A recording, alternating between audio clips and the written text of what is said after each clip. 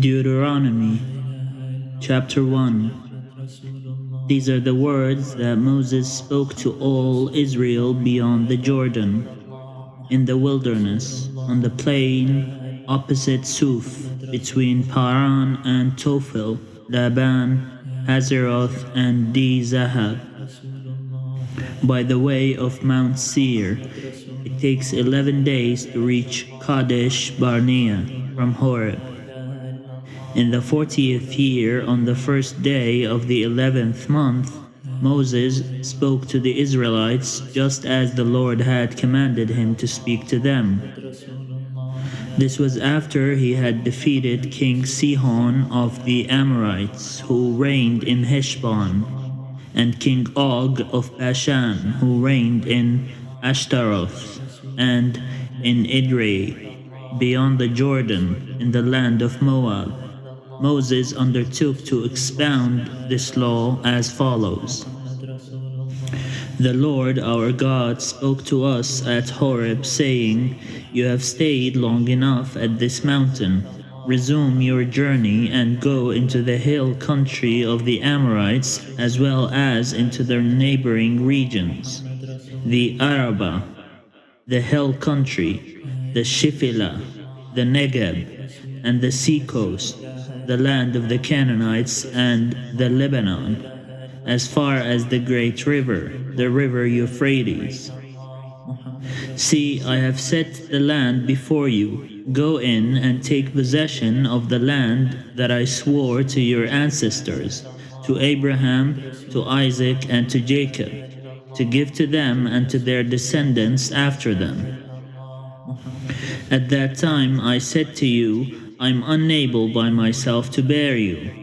The Lord your God has multiplied you, so that today you are as numerous as the stars of heaven. May the Lord, the God of your ancestors, increase you 1,000 times more and bless you, as he has promised you. But how can I bear the heavy burden of your disputes all by myself? Choose for each of your tribes individuals who are wise, discerning, and reputable, to be your leaders. You answered me, the plan you have proposed is a good one. So I took the leaders of your tribes, wise and reputable individuals, and installed them as leaders over you, commanders of thousands, commanders of hundreds, commanders of 50s, commanders of 10s, and officials throughout your tribes. I charged your judges at that time, give the members of your community a fair hearing, and judge rightly between one person and another, whether citizen or resident alien. You must not be partial in judging. Hearing out the small and the great alike, you shall not be intimidated by anyone, for the judgment is God's. Any case that is too hard for you, bring to me, and I will hear it. So I charged you at that time with all the things that you should do. Then, just as the Lord our God had ordered us, we set out from Horeb and went through all the great and terrible wilderness that you saw, on the way to the hill country of the Amorites, until we reached Kadesh Barnea. I said to you, you have reached the hill country of the Amorites, which the Lord our God is given us. See, the Lord your God has given the land to you. Go up, take possession, as the Lord, the God of your ancestors, has promised you. Do not fear or be dismayed. All of you came to me and said, let us send men ahead of us to explore the land for us and bring back a report to us regarding the route by which we should go up and the cities we will come to. The plan seemed good to me, and I selected 12 of you, one from each tribe. They set out and went up into the hill country, and when they reached the valley of Eschol, they spied it out and gathered some of the land's produce, which they brought down to us. They brought back a report to us and said, "It is a good land that the Lord our God is giving us." But you were unwilling to go up. You rebelled against the command of the Lord your God. You grumbled in your tents and said, "It is because the Lord hates us that he has brought us out of the land of Egypt, to hand us over to the Amorites to destroy us." Where are we headed? Our kindred have made our hearts melt by reporting the people are stronger and taller than we. The cities are large and fortified up to heaven. We actually saw there the offspring of the Anakim. I said to you, "Have no dread or fear of them." The Lord your God who goes before you is the one who will fight for you, just as he did for you in Egypt before your very eyes, and in the wilderness, where you saw how the Lord your God carried you, just as one carries a child, all the way that you traveled until you reached this place. But in spite of this, you have no trust in the Lord your God, who goes before you on the way to seek out a place for you to camp, in fire by night and in the cloud by day, to show you the route you should take. When the Lord heard your words, he was wrathful and swore, "Not one of these, not one of this evil generation shall see the good land that I swore to give to your ancestors, except Caleb, son of Jephunneh. He shall see it, and to him and to his descendants I will give the land on which he set foot, because of his complete fidelity to the Lord. Even with me the Lord was angry on your account, saying, You also shall not enter there. Joshua, son of Nun, your assistant, shall enter there. Encourage him, for he is the one who will secure Israel's possession of it. And as for your little ones who you thought would become booty, your children who today do not yet know right from wrong, they shall enter there. To them I will give it, and they shall take possession of it.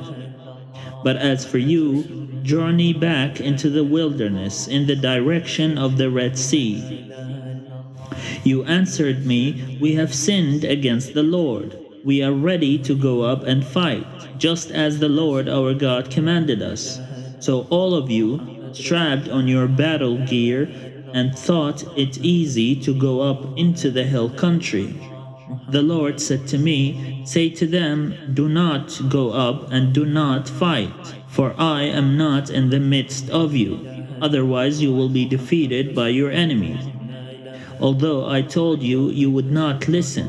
You rebelled against the command of the Lord and presumptuously went up into the hill country. The Amorites who lived in that hill country then came out against you and chased you as bees do. They beat you down in Seir as far as Hormah.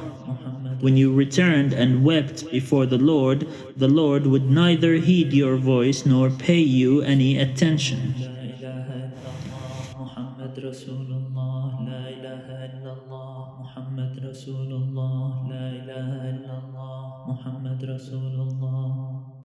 Chapter 2.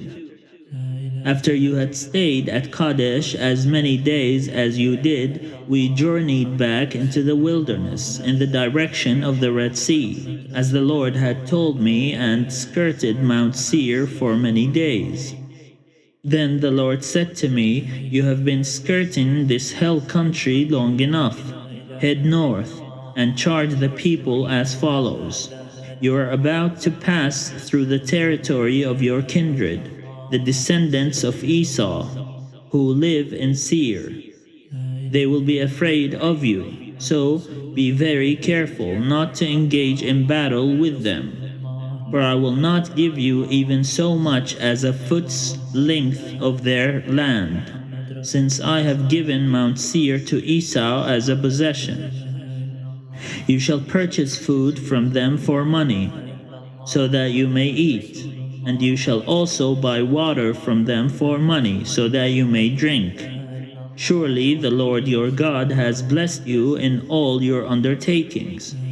He knows you're going through this great wilderness. These 40 years the Lord your God has been with you. You have lacked nothing. So we passed by our kin, the descendants of Esau, who live in Seir, leaving behind the roots of the Arabah, and leaving behind Elath and Ezyon Geber. When we had headed out along the route of the wilderness of Moab, the Lord said to me, "Do not harass Moab or engage them in battle, for I will not give you any of its land as a possession, since I have given Ar as a possession to the descendants of Lot." The Emim, a large and numerous people, as tall as the Anakim, had formerly inhabited it. Like the Anakim, they are usually reckoned as Rephaim, though the Moabites called them Emim. Moreover, the Horim had formerly inhabited Seir, but the descendants of Esau dispossessed them, destroying them and settling in their place, as Israel has done in the land that the Lord gave them as a possession. Now then, proceed to cross over the Wadi Zered. So we crossed over the Wadi Zered, and the length of time we had traveled from Kadesh Barnea until we crossed the Wadi Zered was 38 years, until the entire generation of warriors had perished from the camp, as the Lord had sworn concerning them. Indeed, the Lord's own hand was against them, to root them out from the camp, until all had perished. Just as soon as the warriors had died off from among the people, the Lord spoke to me, saying, "Today you are going to cross the boundary of Moab at Ar. When you approach the frontier of the Ammonites, do not harass them or engage them in battle, for I will not give the land of the Ammonites to you as a possession, because I have given it to the descendants of Lot. It also is usually reckoned as a land of Rephaim. Rephaim formerly inhabited it, though the Amorites called them Zamzumim, a strong and numerous people, as tall as the Anakim. But the Lord destroyed them from before the Ammonites, so that they could dispossess them and settle in their place. He did the same for the descendants of Esau, who live in Seir, by destroying the Horim before them, so that they could dispossess them and settle in their place even to this day. As for the Avim, who had lived in settlements in the vicinity of Gaza, the Caphtorim, who came from Caphtor, destroyed them and settled in their place. Proceed on your journey and cross the Wadi Arnon. See, I have handed over to you King Sihon, the Amorite of Heshbon, and his land. Begin to take possession by engaging him in battle. This day I will begin to put the dread and fear of you upon the peoples everywhere under heaven. Where they hear report of you, they will tremble and be in anguish because of you. So I sent messengers from the wilderness of Kedemoth to King Sihon of Heshbon, with the following terms of peace: "If you let me pass through your land, I will travel only along the road. I will turn aside neither to the right nor to the left. You shall sell me food for money, so that I may eat, and supply me with water for money, so that I may drink. Only allow me to pass through on foot, just as the descendants of Esau who live in Seir have done for me, and likewise the Moabites who live in Ar, until I cross the Jordan into the land that the Lord our God is giving us." But King Sihon of Heshbon was not willing to let us pass through, for the Lord your God had hardened his spirit and made his heart defiant in order to hand him over to you, as he has now done. The Lord said to me, "See, I have begun to give Sihon and his land over to you. Begin now to take possession of his land." So when Sihon came out against us, he and all his people for battle at Jahaz, the Lord our God gave him over to us, and we struck him down, along with his offspring and all his people. At that time we captured all his towns, and in each town we utterly destroyed men, women, and children. We left not a single survivor. Only the livestock we kept as spoil for ourselves, as well as the plunder of the towns that we had captured. From Aroer on the edge of the Wadi Arnon, including the town that is in the wadi itself as far as Gilead, there was no citadel too high for us. The Lord our God gave everything to us. You did not encroach, however, on the land of the Amorites, avoiding the whole upper region of the Wadi Jabbok, as well as the towns of the hill country, just as the Lord our God had charged. لا إله إلا الله محمد رسول الله لا إله إلا الله محمد رسول الله لا إله إلا الله محمد رسول الله لا إله إلا الله محمد رسول الله. Chapter 3. When we headed up the road to Bashan, King Og of Bashan came out against us, he and all his people, for battle at Edrei. The Lord said to me, "Do not fear him, for I have handed him over to you, along with his people and his land. Do to him as you did to King Sihon of the Amorites, who reigned in Heshbon." So the Lord our God also handed over to us King Og of Bashan and all his people. We struck him down until not a single survivor was left. At that time we captured all his towns. There was no citadel that we did not take from them. 60 towns, the whole region of Argob, the kingdom of Og in Bashan. All these were fortress towns with high walls, double gates, and bars, besides a great many villages. And we utterly destroyed them, as we did to King Sihon of Heshbon, in each city utterly destroying men, women, and children. But all the livestock and all the plunder of the towns we kept as spoil for ourselves. So at that time we took from the 2 kings of the Amorites the land beyond the Jordan, from the Wadi Arnon to Mount Hermon. The Sidonians call Hermon Sirion, while the Amorites call it Sinir.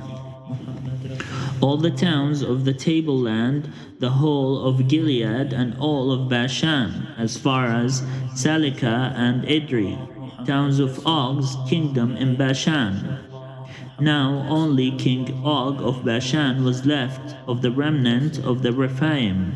In fact, his bed, an iron bed, can still be seen in Rabbah of the Ammonites. By the common cubit, it is 9 cubits long and 4 cubits wide. As for the land that we took possession of at that time, I gave to the Reubenites and Gadites the territory north of Aroer, that is on the edge of the Wadi Arnon, as well as half the hill country of Gilead with its towns. And I gave to the half-tribe of Manasseh the rest of Gilead and all of Bashan, Og's kingdom. The whole region of Argob, all the portion of Bashan, used to be called a land of Rephaim.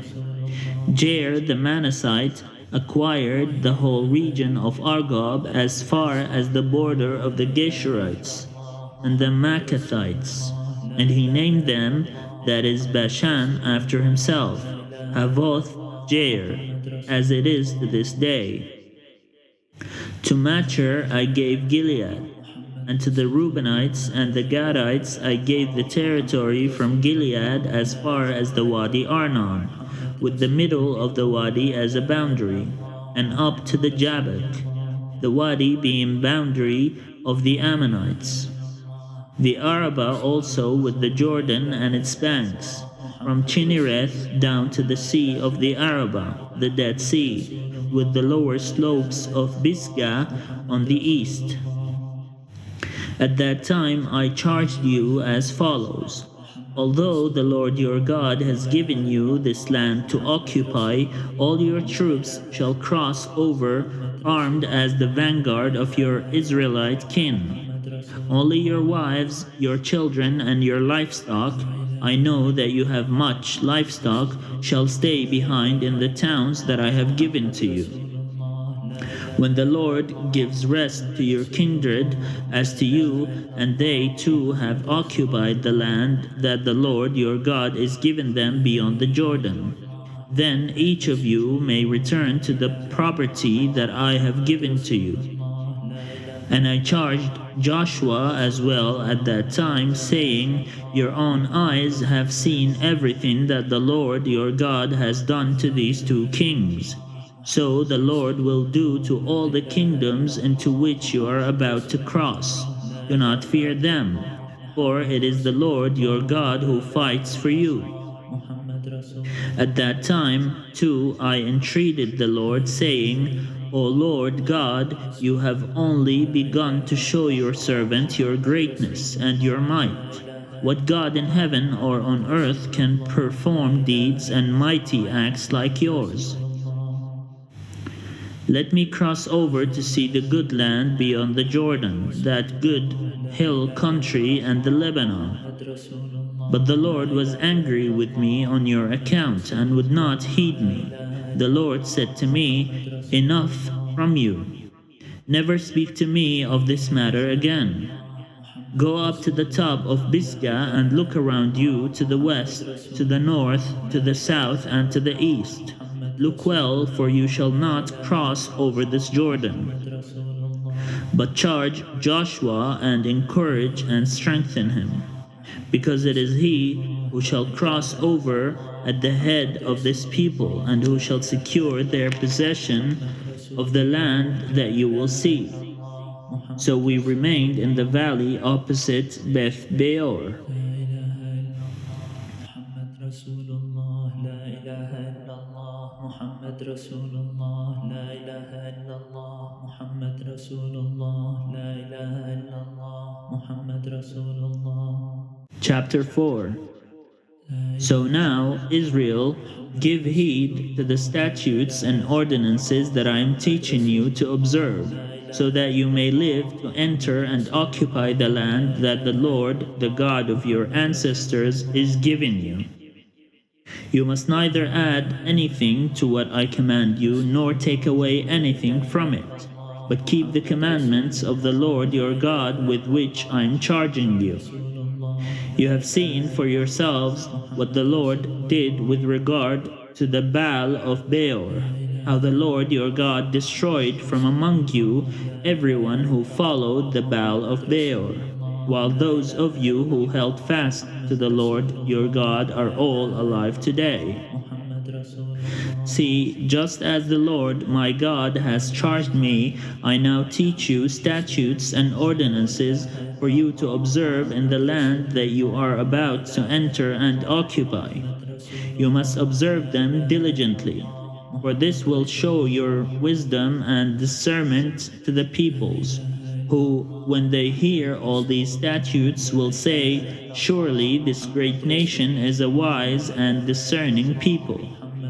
For what other great nation has a God so near to it as the Lord our God is whenever we call to him?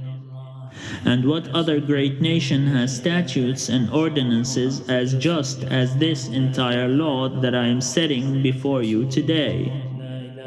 But take care and watch yourselves closely, so as neither to forget the things that your eyes have seen, nor to let them slip from your mind all the days of your life.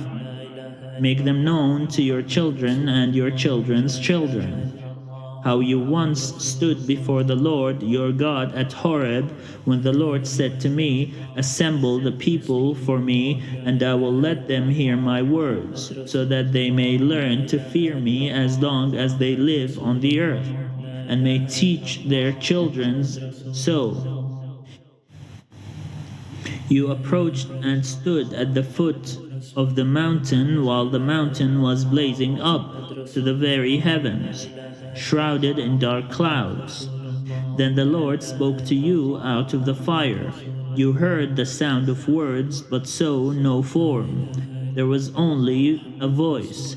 He declared to you his covenant, which he charged you to observe, that is, the 10 Commandments.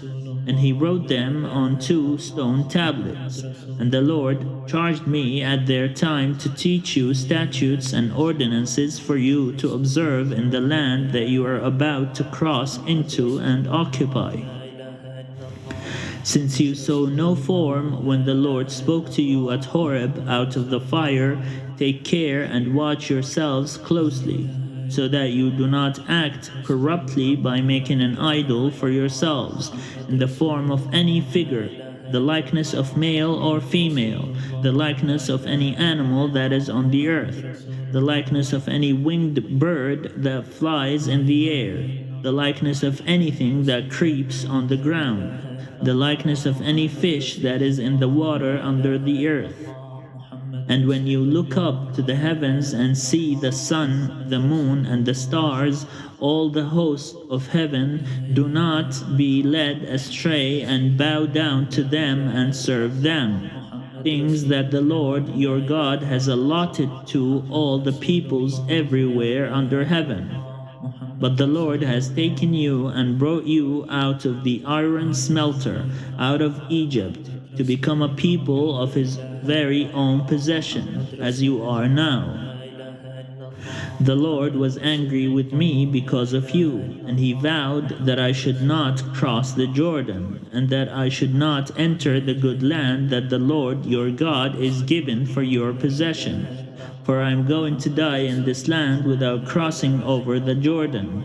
But you are going to cross over to take possession of that good land. So be careful not to forget the covenant that the Lord your God made with you, and not to make for yourselves an idol in the form of anything that the Lord your God has forbidden you. For the Lord your God is a devouring fire, a jealous God. When you have had children and children's children and become complacent in the land, if you act corruptly by making an idol in the form of anything, thus doing what is evil in the sight of the Lord your God and provoking him to anger, I call heaven and earth to witness against you today that you will soon utterly perish from the land that you are crossing the Jordan to occupy. You will not live long on it, but will be utterly destroyed.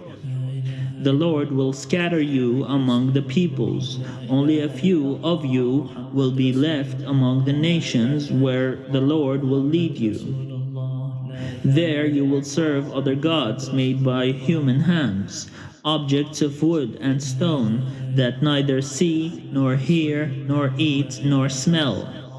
From there you will seek the Lord your God, and you will find him if you search after him with all your heart and soul.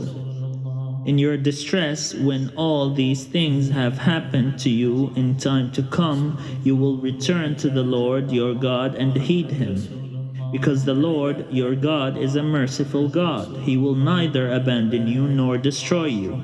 He will not forget the covenant with your ancestors that he swore to them.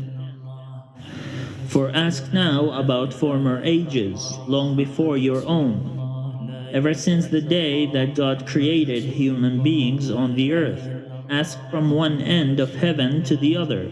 Has anything so great as this ever happened, or has its like ever been heard of? Has any people ever heard the voice of a God, speaking out of a fire, as you have heard and lived? Or has any God ever attempted to go and take a nation for himself from the midst of another nation, by trials, by signs and wonders, by war, by a mighty hand and an outstretched arm, and by terrifying displays of power, as the Lord your God did for you in Egypt before your very eyes. To you it was shown so that you would acknowledge that the Lord is God. There is no other besides him. From heaven he made you hear his voice to discipline you. On earth he showed you his great fire, while you heard his words coming out of the fire. And because he loved your ancestors, he chose their descendants after them.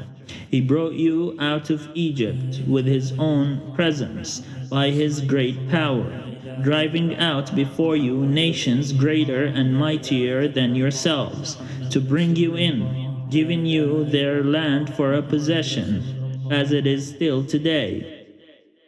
So acknowledge today and take to heart that the Lord is God in heaven above and on the earth beneath. There is no other. Keep his statutes and his commandments, which I am commanding you today for your own well-being and that of your descendants after you, so that you may long remain in the land that the Lord your God is giving you for all time. Then Moses set apart on the east side of the Jordan 3 cities, to which a homicide could flee, someone who unintentionally kills another person, the two not having been at enmity before. The homicide could flee to one of these cities and live.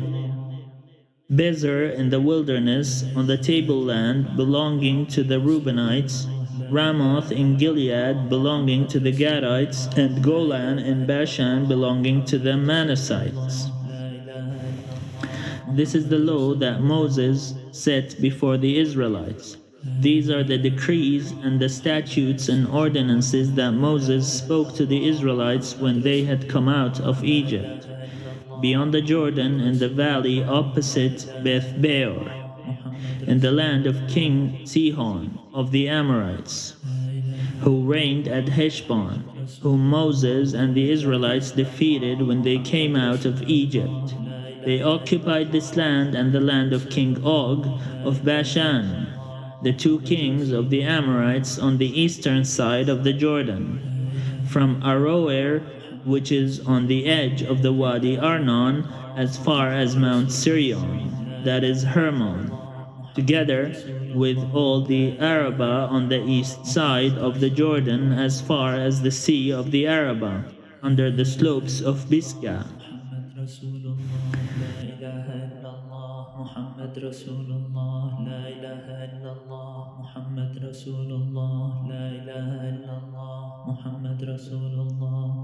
Chapter 5. Moses convened all Israel and said to them, Hear, O Israel, the statutes and ordinances that I am addressing to you today. You shall learn them and observe them diligently. The Lord our God made a covenant with us at Horeb. Not with our ancestors did the Lord make this covenant, but with us, who are all of us here alive today. The Lord spoke with you face to face at the mountain, out of the fire. At that time I was standing between the Lord and you to declare to you the words of the Lord. For you were afraid because of the fire and did not go up the mountain. And he said, I am the Lord your God, who brought you out of the land of Egypt, out of the house of slavery. You shall have no other gods before me. You shall not make for yourself an idol, whether in the form of anything that is in heaven above, or that is on the earth beneath, or that is in the water under the earth. You shall not bow down to them or worship them.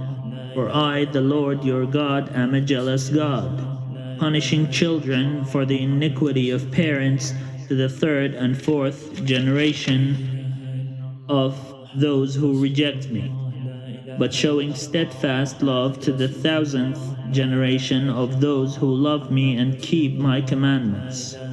You shall not make wrongful use of the name of the Lord your God, for the Lord will not acquit anyone who misuses his name. Observe the Sabbath day and keep it holy, as the Lord your God commanded you. 6 days you shall labor and do all your work, but the 7th day is a Sabbath to the Lord your God. You shall not do any work, you or your son or your daughter or your male or female slave, or your ox or your donkey, or any of your livestock, or the resident alien in your towns, so that your male and female slave may rest as well as you. Remember that you were a slave in the land of Egypt, and the Lord your God brought you out from there with a mighty hand and an outstretched arm. Therefore the Lord your God commanded you to keep the Sabbath day. Honor your father and your mother, as the Lord your God commanded you, so that your days may be long, and that it may go well with you in the land that the Lord your God is giving you.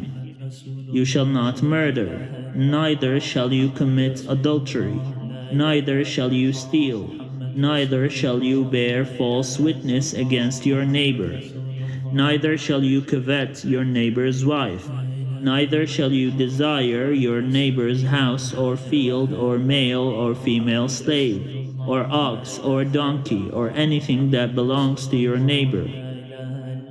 These words the Lord spoke with a loud voice to your whole assembly at the mountain, out of the fire, the cloud, and the thick darkness, and he added no more. He wrote them on 2 stone tablets and gave them to me. When you heard the voice out of the darkness while the mountain was burning with fire, you approached me, all the heads of your tribes and your elders, and you said, Look, the Lord our God has shown us his glory and greatness, and we have heard his voice out of the fire. Today we have seen that God may speak to someone and the person may still live. So now, why should we die? For this great fire will consume us. If we hear the voice of the Lord our God any longer, we shall die. For who is there of all flesh that has heard the voice of the living God speaking out of fire as we have and remained alive? Go near, you yourself, and hear all that the Lord our God will say. Then tell us everything that the Lord our God tells you, and we will listen and do it. The Lord heard your words when you spoke to me. And the Lord said to me, I have heard the words of this people, which they have spoken to you. They are right in all that they have spoken. If only they had such a mind as this, to fear me and to keep all my commandments always, so that it might go well with them and with their children forever. Go say to them, Return to your tents. But you, stand here by me, and I will tell you all the commandments, the statutes, and the ordinances that you shall teach them, so that they may do them in the land that I am giving them to possess. You must therefore be careful to do as the Lord your God has commanded you. You shall not turn to the right or to the left. You must follow exactly the path that the Lord your God has commanded you, so that you may live, and that it may go well with you, and that you may live long in the land that you are to possess.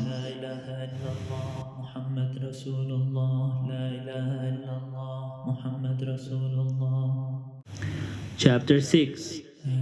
Now this is the commandment, the statutes, and the ordinances that the Lord your God charged me to teach you to observe in the land that you are about to cross into and occupy, so that you and your children and your children's children may fear the Lord your God all the days of your life, and keep all his decrees and his commandments that I am commanding you, so that your days may be long.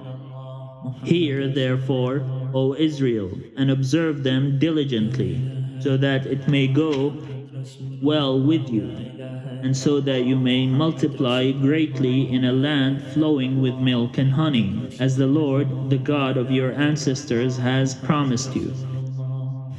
Hear, O Israel, the Lord is our God, the Lord alone. You shall love the Lord your God with all your heart, and with all your soul, and with all your might. Keep these words that I am commanding you today in your heart. Recite them to your children and talk about them when you are at home and when you are away, when you lie down and when you rise. Bind them as a sign on your hand, fix them as an emblem on your forehead, and write them on the doorposts of your house and on your gates. When the Lord your God has brought you into the land that he swore to your ancestors, to Abraham, to Isaac, and to Jacob, to give you, a land with fine large cities that you did not build, houses filled with all sorts of goods that you did not fill, hewn cisterns that you did not hew, vineyards and olive groves that you did not plant. And when you have eaten your fill, take care that you do not forget the Lord, who brought you out of the land of Egypt, out of the house of slavery. The Lord your God you shall fear. Him you shall serve, and by his name alone you shall swear. Do not follow other gods, any of the gods of the peoples who are all around you, because the Lord your God who is present with you is a jealous God. The anger of the Lord your God would be kindled against you, and he would destroy you from the face of the earth. Do not put the Lord your God to the test, as you tested him at Massah. You must diligently keep the commandments of the Lord your God, and his decrees and his statutes that he has commanded you. Do what is right and good in the sight of the Lord, so that it may go well with you, and so that you may go in and occupy the good land that the Lord swore to your ancestors to give you, thrusting out all your enemies from before you, as the Lord has promised. When your children ask you in time to come, what is the meaning of the decrees and the statutes and the ordinances that the Lord our God has commanded you, then you shall say to your children, we were Pharaoh's slaves in Egypt, but the Lord brought us out of Egypt with a mighty hand. The Lord displayed before our eyes great and awesome signs and wonders against Egypt, against Pharaoh and all his household. He brought us out from there in order to bring us in, to give us the land that he promised on oath to our ancestors. Then the Lord commanded us to observe all these statutes, to fear the Lord our God, for our lasting good, so as to keep us alive, as is now the case. If we diligently observe this entire commandment before the Lord our God, as he has commanded us, we will be in the right.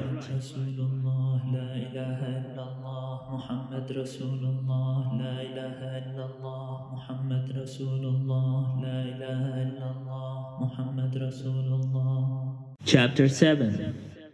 When the Lord your God brings you into the land that you are about to enter and occupy, and he clears away many nations before you, the Hittites, the Girgashites, the Amorites, the Canaanites, the Perizzites, the Hivites, and the Jebusites, 7 nations, mightier and more numerous than you.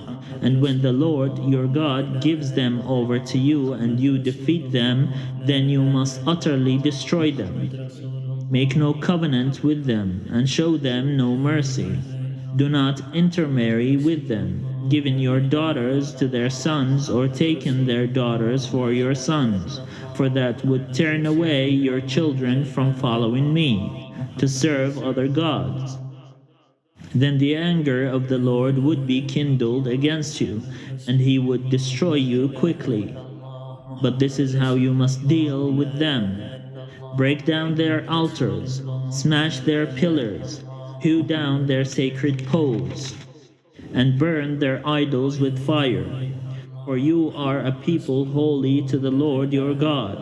The Lord your God has chosen you out of all the peoples on earth to be his people, his treasured possession. It was not because you were more numerous than any other people that the Lord set his heart on you and chose you, for you were the fewest of all peoples. It was because the Lord loved you and kept the oath that he swore to your ancestors, that the Lord has brought you out with a mighty hand and redeemed you from the house of slavery, from the hand of Pharaoh, king of Egypt. Know therefore that the Lord your God is God, the faithful God, who maintains covenant loyalty with those who love him and keep his commandments to 1,000 generations, and who repays in their own person those who reject him. He does not delay, but repays in their own person those who reject him. Therefore, observe diligently the commandments, the statutes, and the ordinances that I am commanding you today. If you heed these ordinances by diligently observing them, the Lord your God will maintain with you the covenant loyalty that he swore to your ancestors. He will love you, bless you, and multiply you. He will bless the fruit of your womb and the fruit of your ground, your grain and your wine and your oil, the increase of your cattle and the issue of your flock, in the land that he swore to your ancestors to give you. You shall be the most blessed of peoples, with neither sterility nor barrenness among you or your livestock. The Lord will turn away from you every illness, all the dread diseases of Egypt that you experienced. He will not inflict on you, but he will lay them on all who hate you. You shall devour all the peoples that the Lord your God is giving over to you, showing them no pity. You shall not serve their gods, for that would be a snare to you. If you say to yourself, these nations are more numerous than I, how can I dispossess them?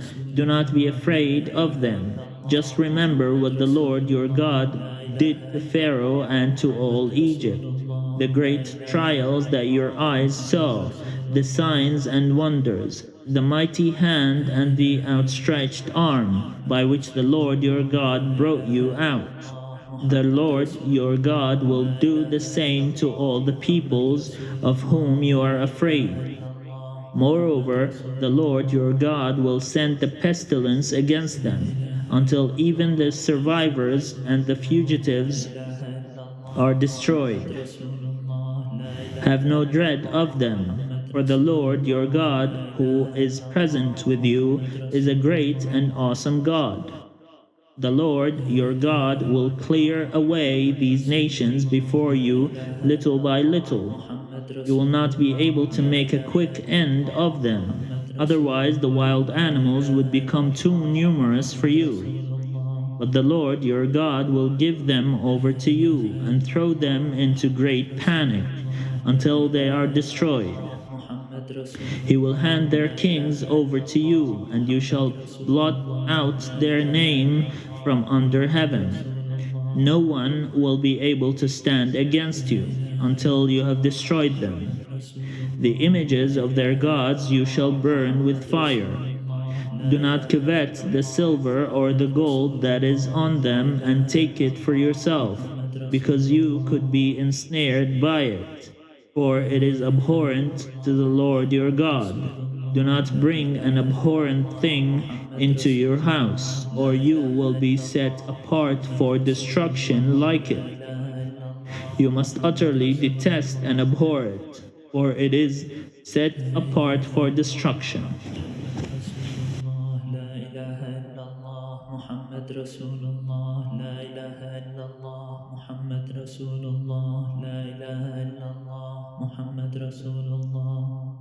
Chapter 8. This entire commandment that I command you today you must diligently observe, so that you may live and increase and go in and occupy the land that the Lord promised on oath to your ancestors. Remember the long way that the Lord your God has led you these 40 years in the wilderness in order to humble you, testing you to know what was in your heart, whether or not you would keep his commandments. He humbled you by letting you hunger, then by feeding you with manna, with which neither you nor your ancestors were acquainted, in order to make you understand that one does not live by bread alone, but by every word that comes from the mouth of the Lord. The clothes on your back did not wear out, and your feet did not swell these 40 years. Know then in your heart that as a parent disciplines a child, so the Lord your God disciplines you. Therefore keep the commandments of the Lord your God, by walking in his ways and by fearing him.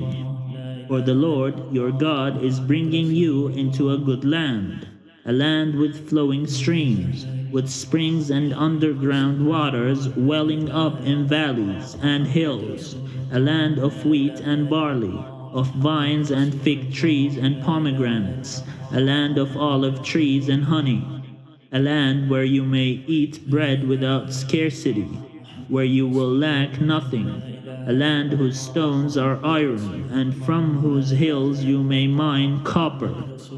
You shall eat your fill and bless the Lord your God for the good land that he has given you. Take care that you do not forget the Lord your God by failing to keep his commandments, his ordinances, and his statutes, which I am commanding you today. When you have eaten your fill and have built fine houses and live in them, and when your herds and flocks have multiplied, and your silver and gold is multiplied, and all that you have is multiplied, then do not exalt yourself, forgetting the Lord your God, who brought you out of the land of Egypt, out of the house of slavery, who led you through the great and terrible wilderness and arid wasteland, with poisonous snakes and scorpions. He made water flow for you from flint rock, and fed you in the wilderness with manna that your ancestors did not know, to humble you and to test you, and in the end to do you good. Do not say to yourself, my power and the might of my own hand have gotten me this wealth. But remember the Lord your God, for it is he who gives you power to get wealth, so that he may confirm his covenant that he swore to your ancestors, as he is doing today.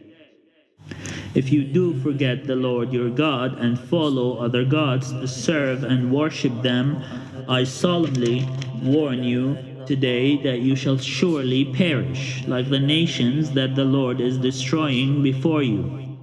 So shall you perish, because you would not obey the voice of the Lord your God.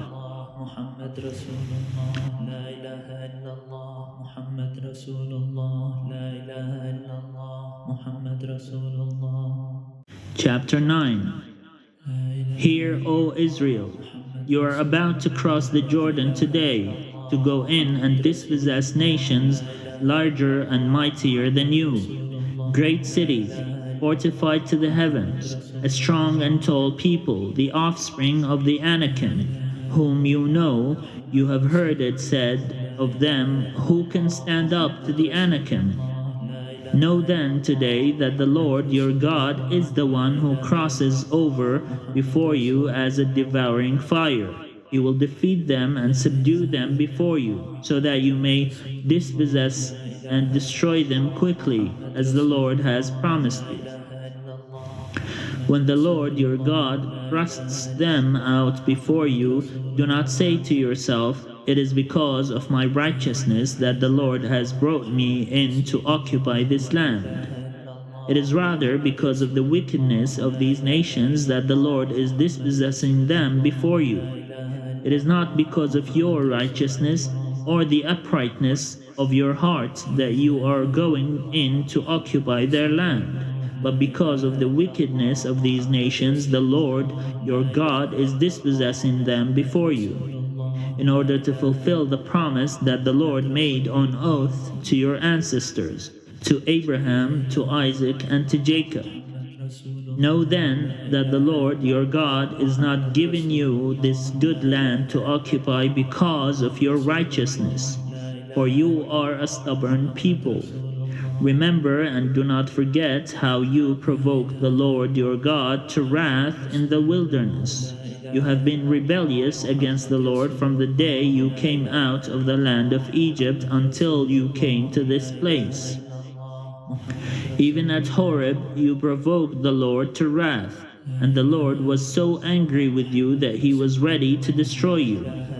When I went up the mountain to receive the stone tablets, the tablets of the covenant that the Lord made with you, I remained on the mountain 40 days and 40 nights. I neither ate bread nor drank water.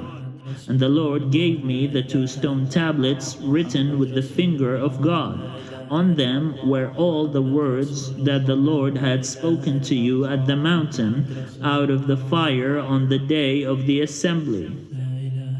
At the end of 40 days and 40 nights, the Lord gave me the two tablets, the tablets of the covenant.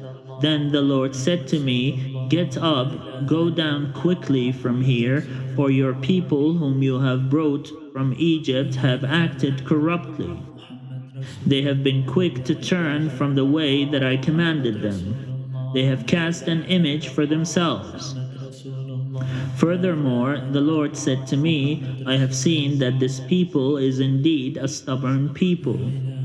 Let me alone that I may destroy them and blot out their name from under heaven, and I will make of you a nation mightier and more numerous than they. So I turned and went down from the mountain while the mountain was ablaze. The two tablets of the covenant were in my two hands. Then I saw that you had indeed sinned against the Lord your God, by casting for yourselves an image of a cow. You had been quick to turn from the way that the Lord had commanded you.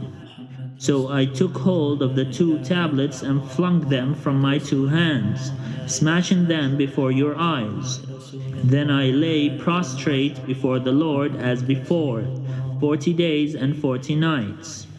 I neither ate bread nor drank water, because of all the sin you had committed, provoking the Lord by doing what was evil in his sight.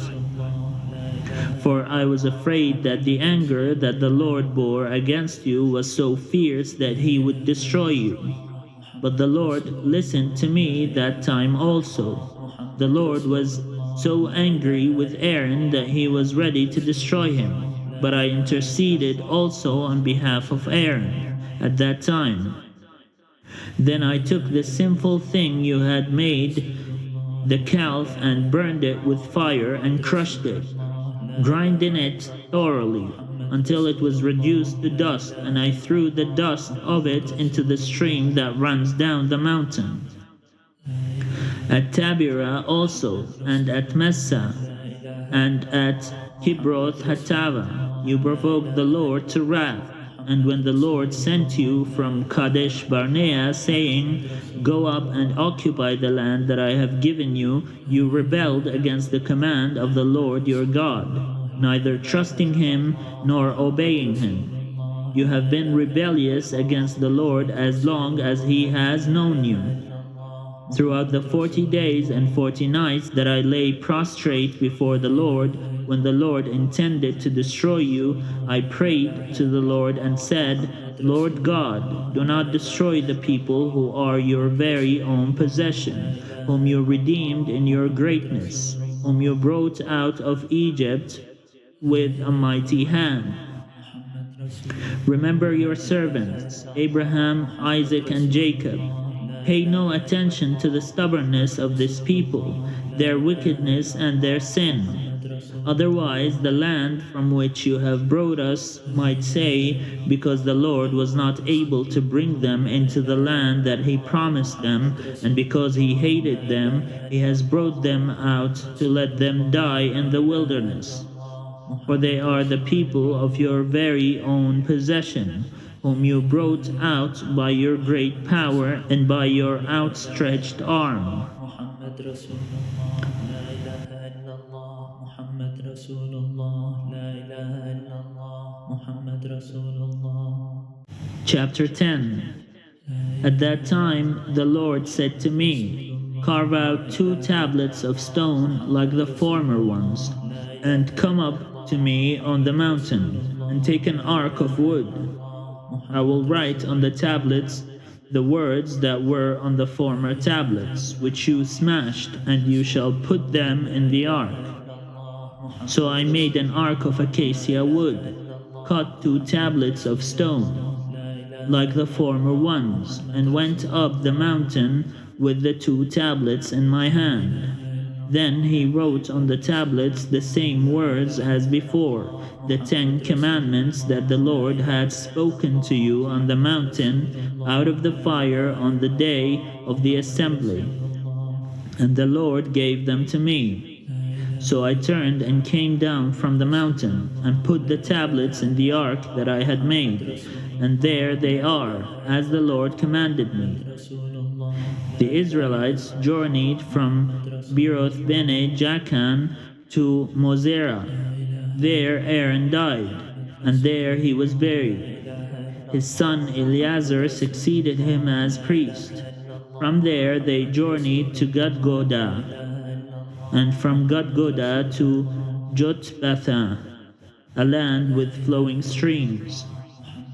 At that time, the Lord set apart the tribe of Levi to carry the ark of the covenant of the Lord, to stand before the Lord to minister to him, and to bless in his name to this day. Therefore Levi has no allotment or inheritance with his kindred.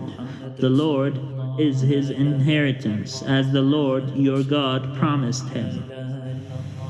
I stayed on the mountain 40 days and 40 nights, as I had done the first time. And once again the Lord listened to me. The Lord was unwilling to destroy you. The Lord said to me, get up, go on your journey at the head of the people, that they may go in and occupy the land that I swore to their ancestors to give them. So now, O Israel, what does the Lord your God require of you? Only to fear the Lord your God, to walk in all his ways, to love him, to serve the Lord your God with all your heart and with all your soul, and to keep the commandments of the Lord your God, and his decrees that I am commanding you today, for your own well-being. Although heaven and the heaven of heavens belong to the Lord your God, the earth with all that is in it, yet the Lord set his heart in love of your ancestors alone and chose you, their descendants after them, out of all the peoples, as it is today. Circumcise then the foreskin of your heart, and do not be stubborn any longer. For the Lord your God is God of gods and Lord of lords, the great God, mighty and awesome, who is not partial and takes no bribe, who executes justice for the orphan and the widow, and who loves the stranger, providing them food and clothing. You shall also love the stranger, for you were strangers in the land of Egypt. You shall fear the Lord your God. Him alone you shall worship. To him you shall hold fast, and by his name you shall swear. He is your praise. He is your God, who has done for you these great and awesome things that your own eyes have seen. Your ancestors went down to Egypt 70 persons, and now the Lord your God has made you as numerous as the stars of heaven. Chapter 11. You shall love the Lord your God, therefore, and keep his charge, his decrees, his ordinances and his commandments always. Remember today that it was not your children who have not known or seen the discipline of the Lord your God, but it is you who must acknowledge his greatness, his mighty hand and his outstretched arm, his signs and his deeds that he did in Egypt to Pharaoh, the king of Egypt, and to all his land, what he did to the Egyptian army, to their horses and chariots, how he made the water of the Red Sea flow over them as they pursued you, so that the Lord has destroyed them to this day. What he did to you in the wilderness until you came to this place, and what he did to Dathan and Abiram, sons of Eliab, son of Reuben, how in the midst of all Israel the earth opened its mouth and swallowed them up, along with their households, their tents, and every living being in their company. For it is your own eyes that have seen every great deed that the Lord did. Keep then this entire commandment that I am commanding you today, so that you may have strength to go in and occupy the land that you are crossing over to occupy, and so that you may live long in the land that the Lord swore to your ancestors to give them and to their descendants, a land flowing with milk and honey. For the land that you are about to enter to occupy is not like the land of Egypt, from which you have come, where you sow your seed and irrigate by foot like a vegetable garden. But the land that you are crossing over to occupy is a land of hills and valleys, watered by rain from the sky, a land that the Lord your God looks after. The eyes of the Lord your God are always on it, from the beginning of the year to the end of the year.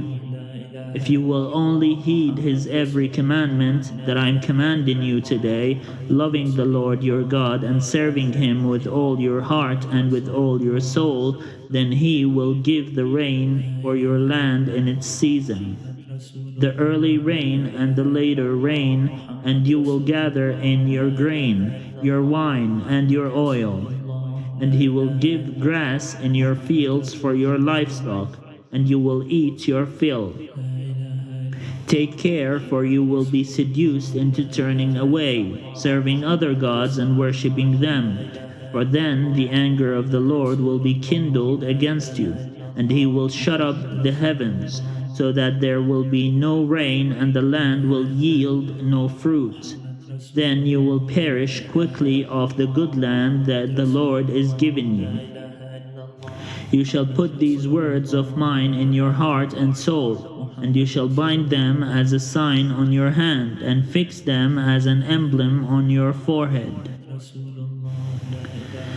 Teach them to your children, talking about them when you are at home and when you are away, when you lie down and when you rise. Write them on the doorposts of your house and on your gates, so that your days and the days of your children may be multiplied in the land that the Lord swore to your ancestors to give them, as long as the heavens are above the earth. If you will diligently observe this entire commandment that I am commanding you, loving the Lord your God, walking in all his ways and holding fast to him, then the Lord will drive out all these nations before you, and you will dispossess nations larger and mightier than yourselves. Every place on which you set foot shall be yours. Your territory shall extend from the wilderness to the Lebanon, and from the river Euphrates, to the western sea. No one will be able to stand against you. The Lord your God will put the fear and dread of you on all the land on which you set foot, as he promised you. See, I am setting before you today a blessing and a curse. The blessing, if you obey the commandments of the Lord your God that I am commanding you today, and the curse if you do not obey the commandments of the Lord your God, but turn from the way that I am commanding you today. to follow other gods that you have not known. When the Lord your God has brought you into the land that you are entering to occupy, you shall set the blessing on Mount Gerizim and the curse on Mount Ebal. As you know, they are beyond the Jordan, some distance to the west, in the land of the Canaanites who live in the Arabah, opposite Gilgal, beside the oak of Moreh. When you cross the Jordan to go in to occupy the land that the Lord your God is giving you, and when you occupy it and live in it, you must diligently observe all the statutes and ordinances that I am setting before you. Chapter 12. These are the statutes and ordinances that you must diligently observe in the land that the Lord, the God of your ancestors, has given you to occupy all the days that you live on the earth. You must demolish completely all the places where the nations whom you are about to dispossess serve their gods, on the mountain heights, on the hills, and under every leafy tree. Break down their altars, smash their pillars, burn their sacred poles with fire, and hew down the idols of their gods, and thus blot out their name from their places. You shall not worship the Lord your God in such ways, but you shall seek the place that the Lord your God will choose out of all your tribes as his habitation, to put his name there. You shall go there, bringing there your burnt offerings and your sacrifices, your tithes and your donations, your votive gifts, your freewill offerings, and the firstlings of your herds and flocks.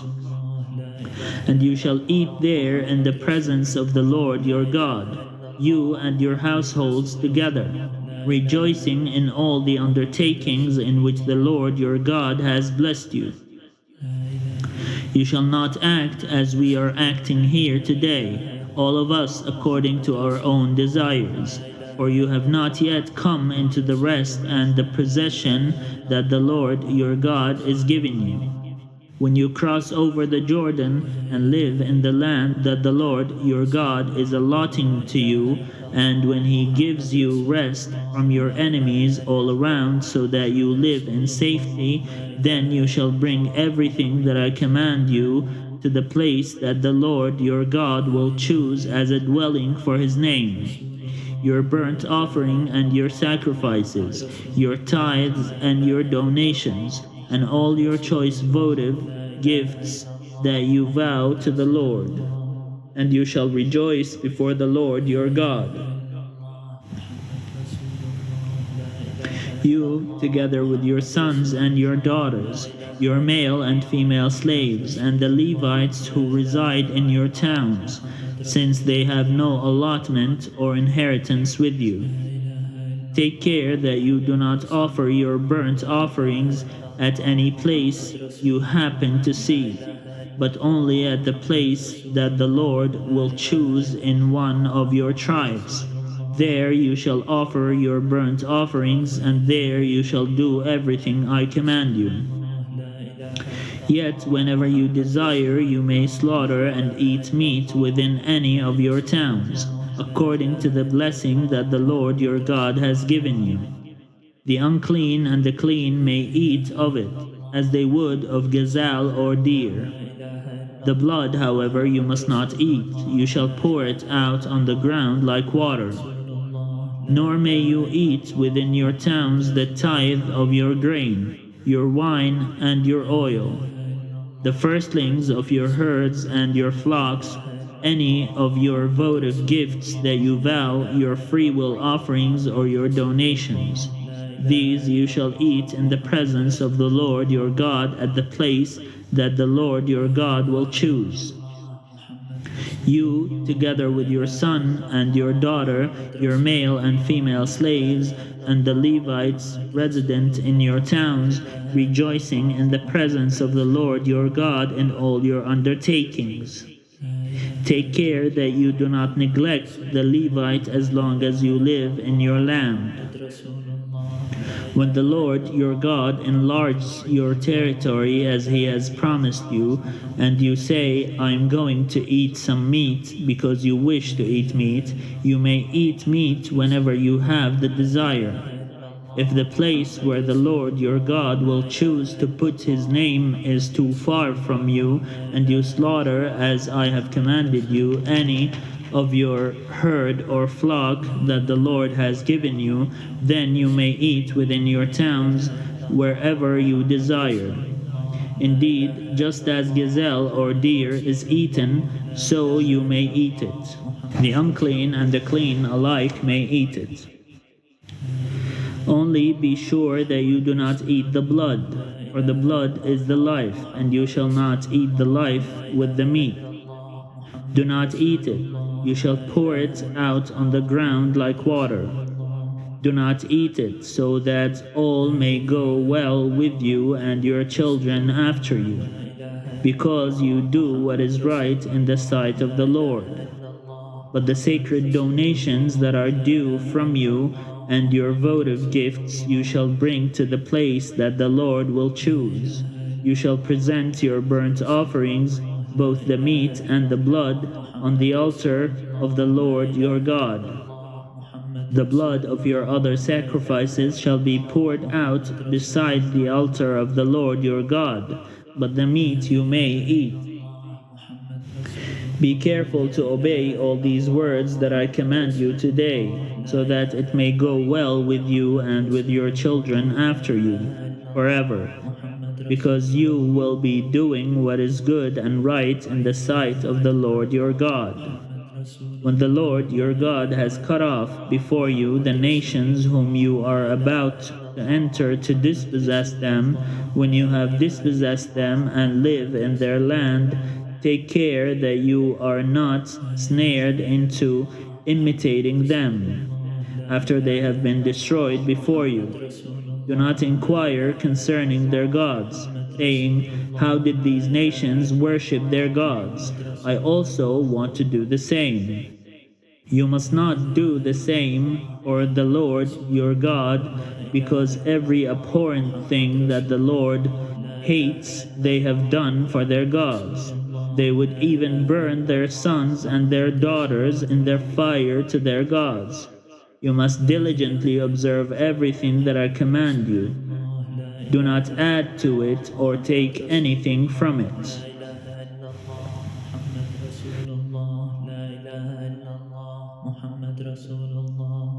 Chapter 13. If prophets or those who divine by dreams appear among you and promise you omens or portents, and the omens or the portents declared by them take place, and they say, let us follow other gods whom you have not known, and let us serve them, you must not heed the words of those prophets or those who divine by dreams, for the Lord your God is testing you, to know whether you indeed love the Lord your God with all your heart and soul. The Lord your God you shall follow, him alone you shall fear, his commandments you shall keep, his voice you shall obey, him you shall serve, and to him you shall hold fast.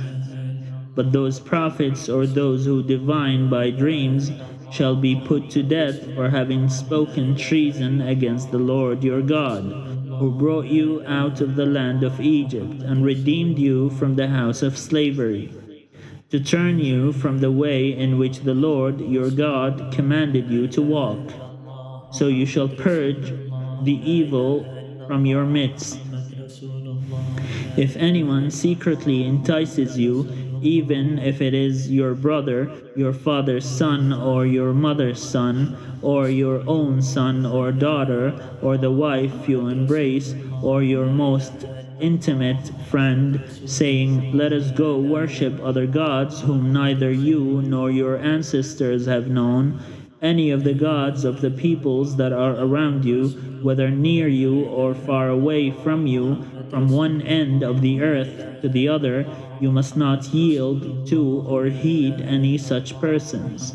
Show them no pity or compassion, and do not shield them. But you shall surely kill them. Your own hand shall be first against them, to execute them, and afterwards the hand of all the people. Stone them to death for trying to turn you away from the Lord your God, who brought you out of the land of Egypt, out of the house of slavery. Then all Israel shall hear and be afraid, and never again do any such wickedness. If you hear it said about one of the towns that the Lord your God is giving you to live in, that scoundrels from among you have gone out and led the inhabitants of the town astray, let us go and worship other gods whom you have not known, then you shall inquire and make a thorough investigation. If the charge is established that such an abhorrent thing has been done among you, you shall put the inhabitants of that town to the sword, utterly destroying it and everything in it, even putting its livestock to the sword. All of its spoil you shall gather into its public square, then burn the town and all its spoil with fire, as a whole burnt offering to the Lord your God. It shall remain a perpetual ruin, never to be rebuilt. Do not let anything devoted to destruction stick to your hand, so that the Lord may turn from his fierce anger and show you compassion, and in his compassion multiply you as he swore to your ancestors. If you obey the voice of the Lord your God by keeping all his commandments that I am commanding you today, doing what is right in the sight of the Lord your God. Chapter 14. You must not lacerate yourselves or shave your forelocks for the dead, for you are a people holy to the Lord your God. It is you the Lord has chosen out of the peoples of the earth to be his people, his treasured possession. You shall not eat any abhorrent thing. These are the animals you may eat: the ox, the sheep, the goat, the deer, the gazelle, the roebuck, the wild goat, the ibex, the antelope, and the mountain sheep. Any animal that divides the hoof and has the hoof cleft in two, and chews the cud among the animals you may eat. Yet of those that chew the cud or have the hoof cleft you shall not eat these: the camel, the hare, and the rock badger, because they chew the cud but do not divide the hoof, they are unclean for you. And the pig, because it divides the hoof but does not chew the cud, is unclean for you. You shall not eat their meat, and you shall not touch their carcasses. Of all that live in water you may eat these: whatever has fins and scales you may eat, and whatever does not have fins and scales you shall not eat, it is unclean for you.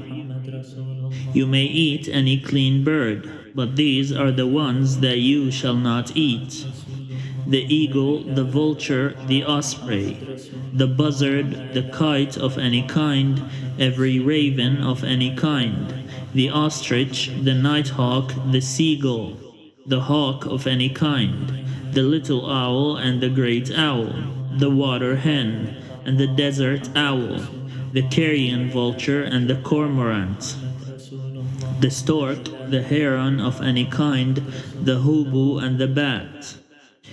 And all winged insects are unclean for you. They shall not be eaten. You may eat any clean winged creature. You shall not eat anything that dies of itself. You may give it to aliens residing in your towns for them to eat, or you may sell it to a foreigner, for you are a people holy to the Lord your God. You shall not boil a kid in its mother's milk. Set apart a tithe of all the yield of your seed that is brought in yearly from the field, in the presence of the Lord your God, in the place that he will choose as a dwelling for his name. You shall eat the tithe of your grain. your wine and your oil, as well as the firstlings of your herd and flock, so that you may learn to fear the Lord your God always. But if, when the Lord your God has blessed you, the distance is so great that you are unable to transport it because the place where the Lord your God will choose to set his name is too far away from you, then you may turn it into money. With the money secure in hand, go to the place that the Lord your God will choose. Spend the money for whatever you wish: oxen, sheep, wine, strong drink, or whatever you desire. And you shall eat there in the presence of the Lord your God, you and your household rejoicing together. As for the Levites residing in your towns, do not neglect them, because they have no allotment or inheritance with you. Every third year you shall bring out the full tithe of your produce for that year, and store it within your towns. The Levites, because they have no allotment or inheritance with you, as well as the resident aliens, the orphans, and the widows in your towns, may come and eat their fill, so that the Lord your God may bless you in all the work that you undertake. Chapter 15. Every seventh year you shall grant a remission of debts, and this is the manner of the remission. Every creditor shall remit the claim that is held against a neighbor, not exacting it of a neighbor who is a member of the community, because the Lord's remission has been proclaimed. Of a foreigner you may exact it, but you must remit your claim on whatever any member of your community owes you. There will, however, be no one in need among you, because the Lord is sure to bless you in the land that the Lord your God is giving you as a possession to occupy. If only you will obey the Lord your God by diligently observing this entire commandment that I command you today, when the Lord your God has blessed you as he promised you, you will lend to many nations, but you will not borrow. You will rule over many nations, but they will not rule over you. If there is among you anyone in need, a member of your community, in any of your towns within the land that the Lord your God is giving you, do not be hard-hearted or tight-fisted toward your needy neighbor. You should rather open your hand, willingly lending enough to meet the need, whatever it may be. Be careful that you do not entertain a mean thought, thinking the seventh year, the year of remission, is near, and therefore view your needy neighbor with hostility and give nothing. Your neighbor might cry to the Lord against you, and you would incur guilt. Give liberally and be ungrudging when you do so, for on this account the Lord your God will bless you in all your work and in all that you undertake. Since there will never cease to be some in need on the earth, I therefore command you, open your hand to the poor and needy neighbor in your land. If a member of your community, whether a Hebrew man or a Hebrew woman, is sold to you and works for you 6 years, in the seventh year you shall set that person free. And when you send a male slave out from you, a free person, you shall not send him out empty-handed. Provide liberally out of your flock, your threshing floor, and your winepress, thus giving to him some of the bounty with which the Lord your God has blessed you. Remember that you were a slave in the land of Egypt, and the Lord your God redeemed you. For this reason I lay this command upon you today. But if he says to you, I will not go out from you, because he loves you and your household, since he is well off with you, then you shall take an awl and thrust it through his earlobe into the door, and he shall be your slave forever.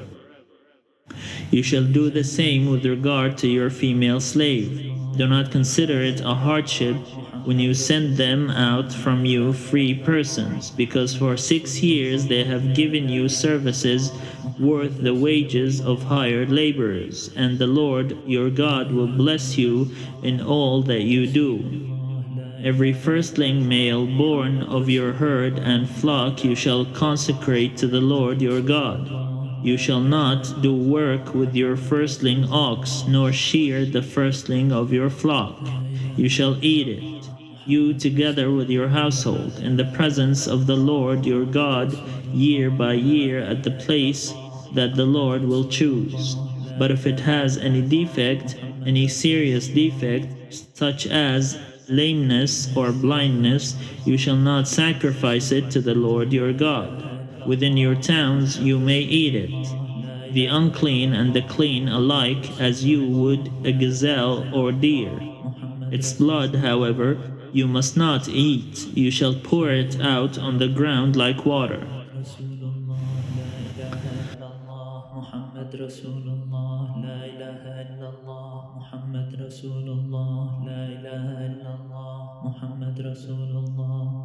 Chapter 16. Observe the month of Abib by keeping the Passover to the Lord your God. For in the month of Abib the Lord your God brought you out of Egypt by night. You shall offer the Passover sacrifice to the Lord your God from the flock and the herd, at the place that the Lord will choose as a dwelling for his name. You must not eat with it anything leavened. For 7 days you shall eat unleavened bread with it, the bread of affliction, because you came out of the land of Egypt in great haste, so that all the days of your life you may remember the day of your departure from the land of Egypt. No leaven shall be seen with you in all your territory for 7 days. And none of the meat of what you slaughter on the evening of the first day shall remain until morning. You are not permitted to offer the Passover sacrifice within any of your towns that the Lord your God is giving you, but at the place that the Lord your God will choose as a dwelling for his name, only there shall you offer the Passover sacrifice. In the evening at sunset, the time of day when you departed from Egypt. You shall cook it and eat it at the place that the Lord your God will choose. The next morning you may go back to your tents. For 7 days you shall continue to eat unleavened bread, and on the 7th day there shall be a solemn assembly for the Lord your God, when you shall do no work. You shall count 7 weeks. Begin to count the 7 weeks from the time the sickle is first put to the standing grain. Then you shall keep the festival of weeks to the Lord your God, contributing a freewill offering in proportion to the blessing that you have received from the Lord your God. Rejoice before the Lord your God, you and your sons and your daughters, your male and female slaves, the Levites resident in your towns, as well as the strangers, the orphans, and the widows who are among you, at the place that the Lord your God will choose as a dwelling for his name. Remember that you were a slave in Egypt, and diligently observe these statutes. You shall keep the festival of booths for 7 days, when you have gathered in the produce from your threshing floor and your wine press. Rejoice during your festival, you and your sons and your daughters, your male and female slaves, as well as the Levites, the strangers, the orphans, and the widows residing in your towns.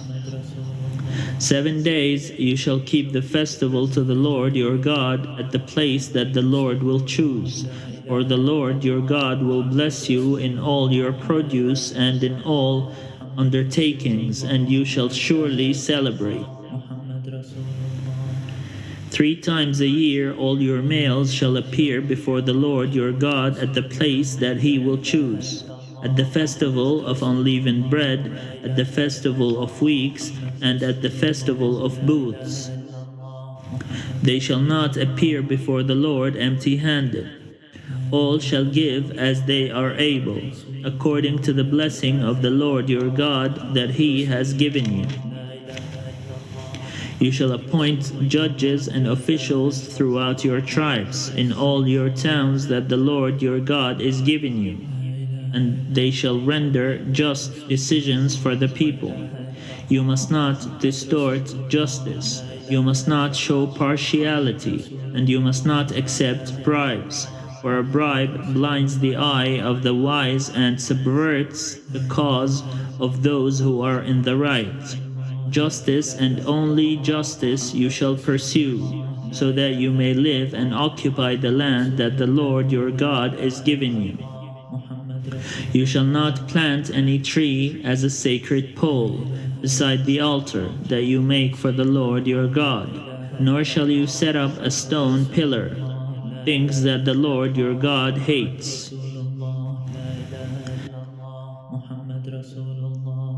Chapter 17. You must not sacrifice to the Lord your God an ox or a sheep that has a defect, anything seriously wrong, for that is abhorrent to the Lord your God. If there is found among you in one of your towns that the Lord your God is giving you a man or woman who does what is evil in the sight of the Lord your God and transgresses his covenant by going to serve other gods and worshipping them, whether the sun or the moon or any of the host of heaven which I have forbidden, and if it is reported to you or you hear of it, and you make a thorough inquiry, and the charge is proved true that such an abhorrent thing has occurred in Israel, then you shall bring out to your gates that man or that woman who has committed this crime, and you shall stone the man or woman to death. On the evidence of 2 or 3 witnesses, the death sentence shall be executed. A person must not be put to death on the evidence of only 1 witness. The hands of the witnesses shall be the first raised against the person to execute the death penalty, and afterward the hands of all the people, so you shall purge the evil from your midst. If a judicial decision is too difficult for you to make between one kind of bloodshed and another, one kind of legal right and another, or one kind of assault and another, any such matters of dispute in your towns, then you shall immediately go up to the place that the Lord your God will choose, where you shall consult with the Levitical priests and the judge who is in office in those days. They shall announce to you the decision in the case. Carry out exactly the decision that they announce to you from the place that the Lord will choose, diligently observing everything they instruct you. You must carry out fully the law that they interpret for you, or the ruling that they announce to you. Do not turn aside from the decision that they announce to you, either to the right or to the left. As for anyone who presumes to disobey the priest appointed to minister there to the Lord your God, or the judge, that person shall die. So you shall purge the evil from Israel. All the people will hear and be afraid, and will not act presumptuously again. When you have come into the land that the Lord your God is giving you, and have taken possession of it and settled in it, and you say, I will set a king over me like all the nations that are around me, you may indeed set over you a king whom the Lord your God will choose. One of your own community you may set as king over you. You are not permitted to put a foreigner over you, who is not of your own community. Even so, he must not acquire many horses for himself, or return the people to Egypt in order to acquire more horses. Since the Lord has said to you, you must never return that way again. And he must not acquire many wives for himself, or else his heart will turn away. Also, silver and gold he must not acquire in great quantity for himself. When he has taken the throne of his kingdom, he shall have a copy of this law written for him in the presence of the Levitical priests. It shall remain with him, and he shall read in it all the days of his life, so that he may learn to fear the Lord his God, diligently observing all the words of this law and these statutes, neither exalting himself above other members of the community, nor turning aside from the commandment, neither to the right nor to the left, so that he and his descendants may reign long over his kingdom in Israel. Chapter 18. The Levitical priests, the whole tribe of Levi, shall have no allotment or inheritance within Israel. They may eat the sacrifices that are the Lord's portion, but they shall have no inheritance among the other members of the community. The Lord is their inheritance, as he promised them. This shall be the priest's due from the people, from those offering a sacrifice, whether an ox or a sheep. They shall give to the priest the shoulder, the two jowls, and the stomach, the first fruits of your grain, your wine, and your oil, as well as the first of the fleece of your sheep, you shall give him. For the Lord your God has chosen Levi out of all your tribes to stand and minister in the name of the Lord, him and his sons for all time. If a Levite leaves any of your towns from whatever he has been residing in Israel, and comes to the place that the Lord will choose, and he may come whenever he wishes, then he may minister in the name of the Lord his God, like all his fellow Levites who stand to minister there before the Lord. They shall have equal portions to eat, even though they have income from the sale of family possessions. When you come into the land that the Lord your God is giving you, you must not learn to imitate the abhorrent practices of these nations. No one shall be found among you who makes a son or daughter pass through fire, or who practices divination, or is a soothsayer, or an ogre, or a sorcerer, or one who casts spells, or who consults ghosts or spirits, or who seeks oracles from the dead. For whoever does these things is abhorrent to the Lord. It is because of such abhorrent practices that the Lord your God is driving them out before you. You must remain completely loyal to the Lord your God. Although these nations that you are about to dispossess do give heed to soothsayers and diviners, as for you, the Lord your God does not permit you to do so. The Lord your God will raise up for you a prophet like me from among your own people. You shall heed such a prophet. This is what you requested of the Lord your God at Horeb on the day of the assembly, when you said, If I hear the voice of the Lord my God any more, or ever again see this great fire, I will die. Then the Lord replied to me, They are right in what they have said. I will raise up for them a prophet like you from among their own people. I will put my words in the mouth of the prophet, who shall speak to them everything that I command. Anyone who does not heed the words that the prophet shall speak in my name, I myself will hold accountable. But any prophet who speaks in the name of other gods, or who presumes to speak in my name a word that I have not commanded the prophet to speak, that prophet shall die. You may say to yourself, How can we recognize a word that the Lord has not spoken? If a prophet speaks in the name of the Lord, but the thing does not take place or prove true, it is a word that the Lord has not spoken. The prophet has spoken it presumptuously. Do not be frightened by it. Chapter 18. A prophet like Moses. Just as the legal corpus prohibits sacrificial worship, it condemns as Canaanite, it prohibits forms of divination, it brands as foreign and abhorrent. In each case, it requires its own alternative. Here, prophecy rather than divination. However, divination is not elsewhere typified as foreign. Thus, describing the practice as foreign may actually cloak a condemnation of Israelite popular religion. Passed through fire, child sacrifice, joined with divination for condemnation because each is abhorrent.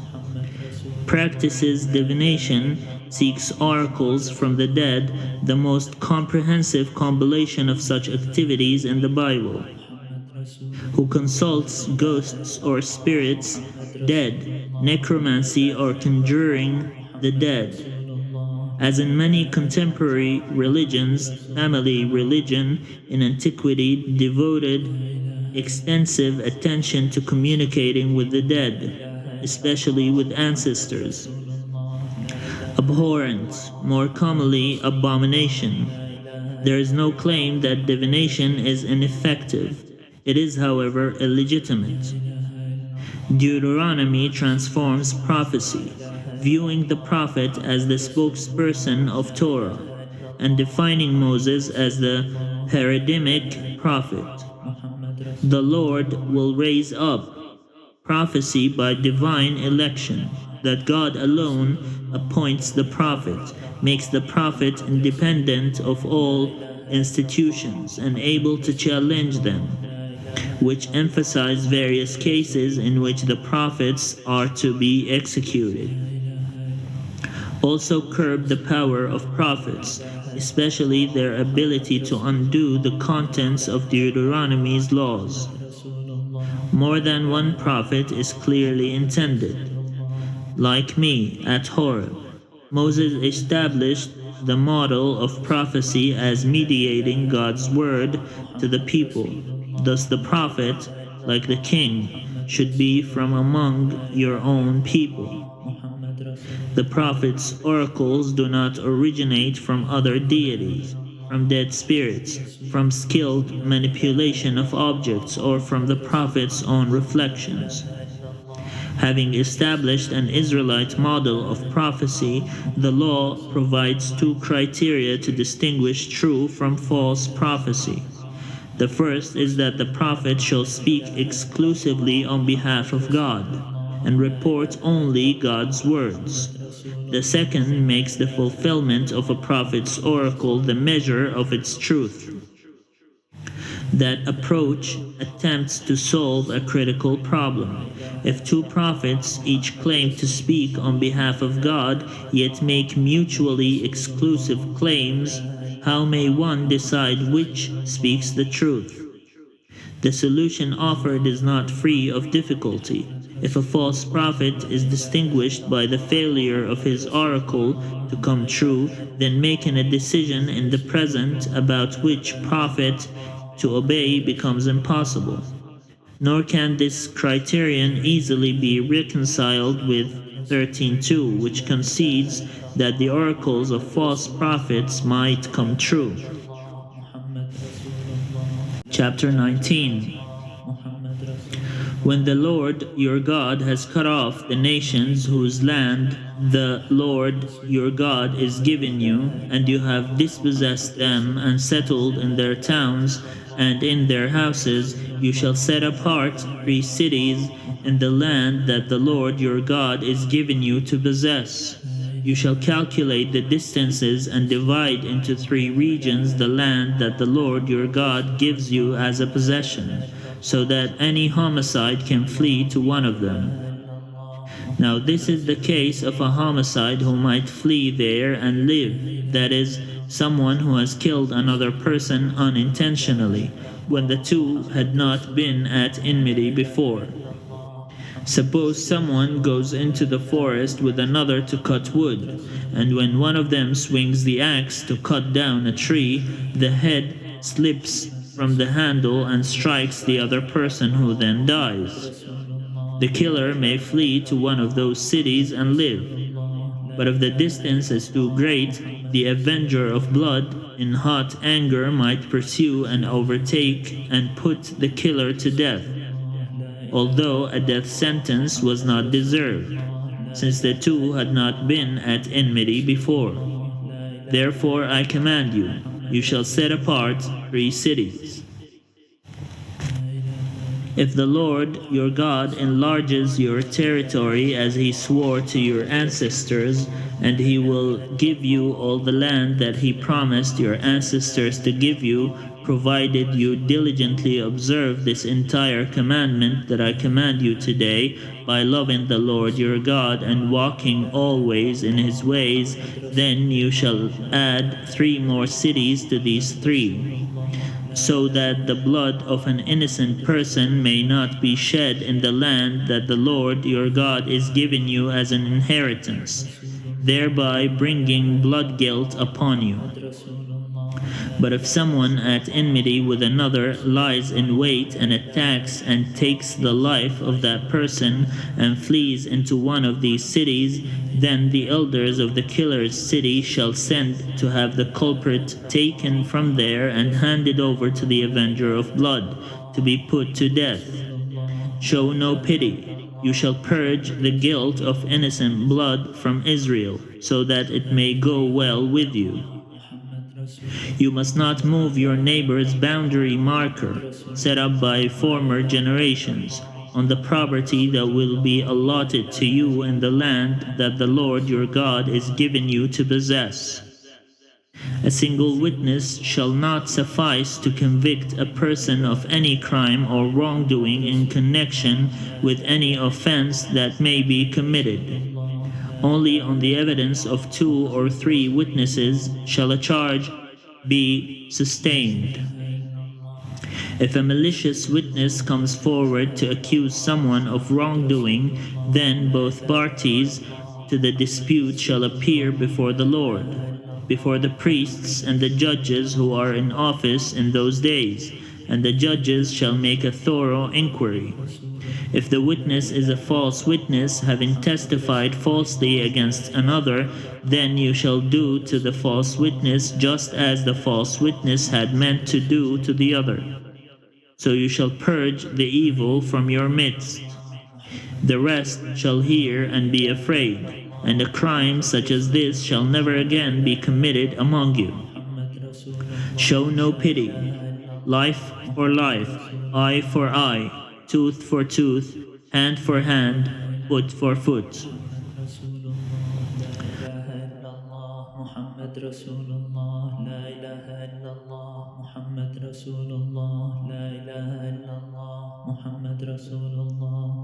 Chapter 20.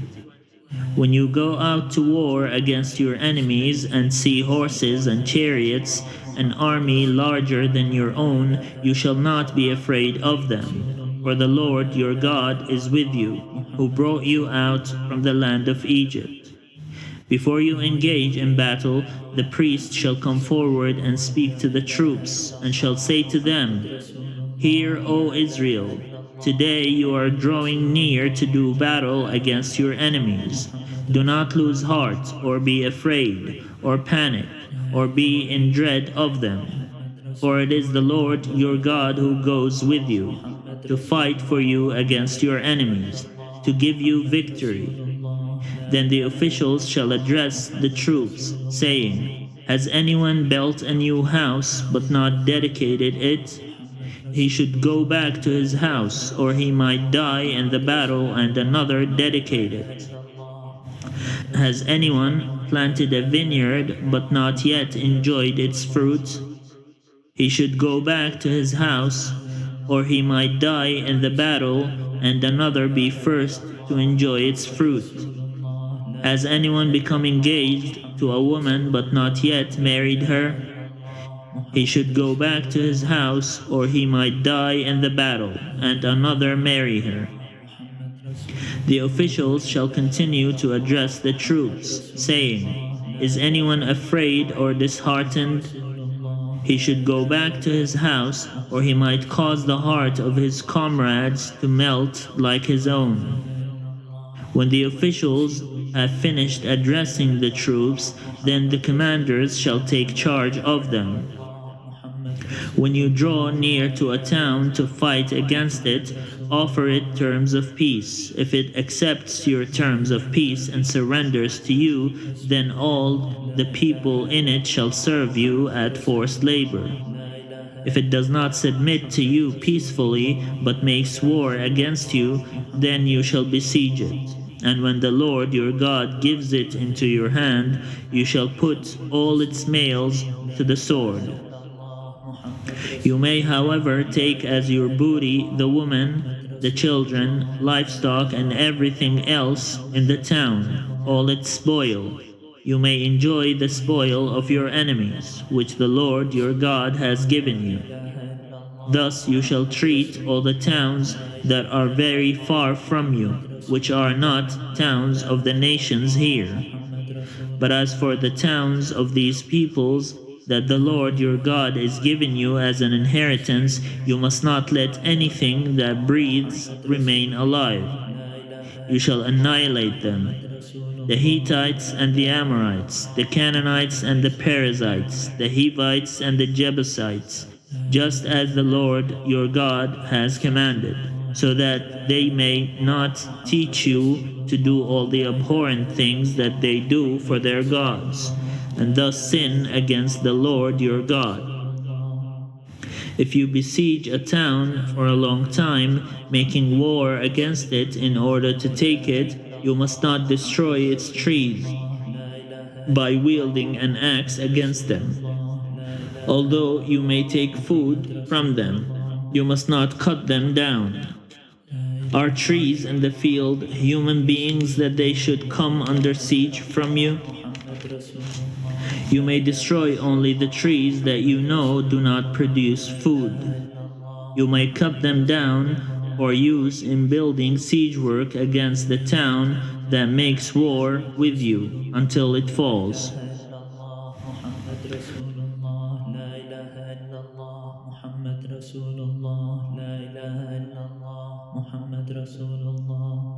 Chapter 21. If in the land that the Lord your God is giving you to possess, a body is found lying in open country, and it is not known who struck the person down, then your elders and your judges shall come out to measure the distance to the towns that are near the body. The elders of the town nearest the body shall take a heifer that has never been worked, one that has not pulled in the yoke. The elders of that town shall bring the heifer down to a wadi with running water, which is neither plowed nor sown, and shall break the heifer's neck there in the wadi. Then the priests, the sons of Levi, shall come forward, for the Lord your God has chosen them to minister to him and to pronounce blessings in the name of the Lord, and by their decision all cases of dispute and assault shall be settled. All the elders of that town nearest the body shall wash their hands over the heifer whose neck was broken in the wadi, and they shall declare, our hands did not shed this blood, nor were we witnesses to it. Absolve, O Lord, your people Israel, whom you redeemed. Do not let the guilt of innocent blood remain in the midst of your people Israel. Then they will be absolved of blood guilt. So you shall purge the guilt of innocent blood from your midst, because you must do what is right in the sight of the Lord. When you go out to war against your enemies, and the Lord your God hands them over to you, and you take them captive, suppose you see among the captives a beautiful woman, whom you desire and want to marry, and so you bring her home to your house. She shall shave her head, pare her nails, discard her captive's garb, and shall remain in your house a full month, mourning for her father and mother. After that you may go in to her and be her husband, and she shall be your wife. But if you are not satisfied with her, you shall let her go free and not sell her for money. You must not treat her as a slave, since you have dishonored her. If a man has two wives, one of them loved and the other disliked, and if both the loved and the disliked have borne him sons, the firstborn being the son of the one who is disliked, then on the day when he wills his possessions to his sons, he is not permitted to treat the son of the loved as the firstborn in preference to the son of the disliked, who is the firstborn. He must acknowledge as firstborn the son of the one who is disliked, giving him a double portion of all that he has, since he is the first issue of his virility. The right of the firstborn is his.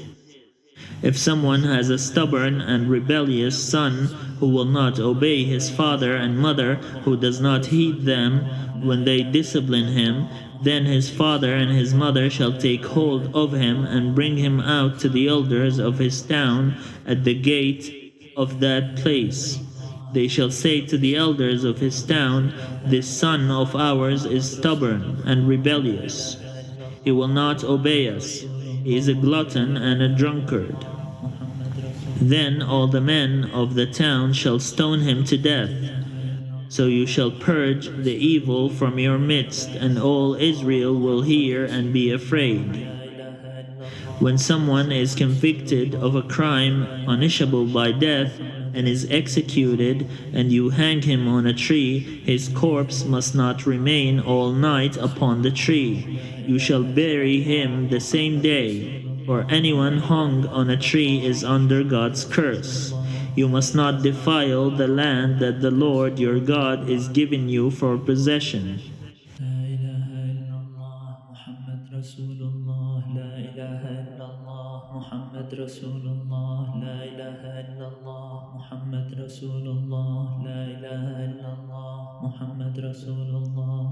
Chapter 22.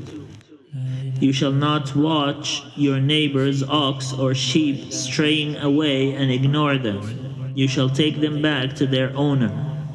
If the owner does not reside near you, or you do not know who the owner is, you shall bring it to your own house, and it shall remain with you until the owner claims it. Then you shall return it. You shall do the same with a neighbor's donkey. You shall do the same with a neighbor's garment, and you shall do the same with anything else that your neighbor loses and you find. You may not withhold your help. You shall not see your neighbor's donkey or ox fallen on the road and ignore it. You shall help to lift it up. A woman shall not wear a man's apparel, nor shall a man put on a woman's garments. For whoever does such things is abhorrent to the Lord your God.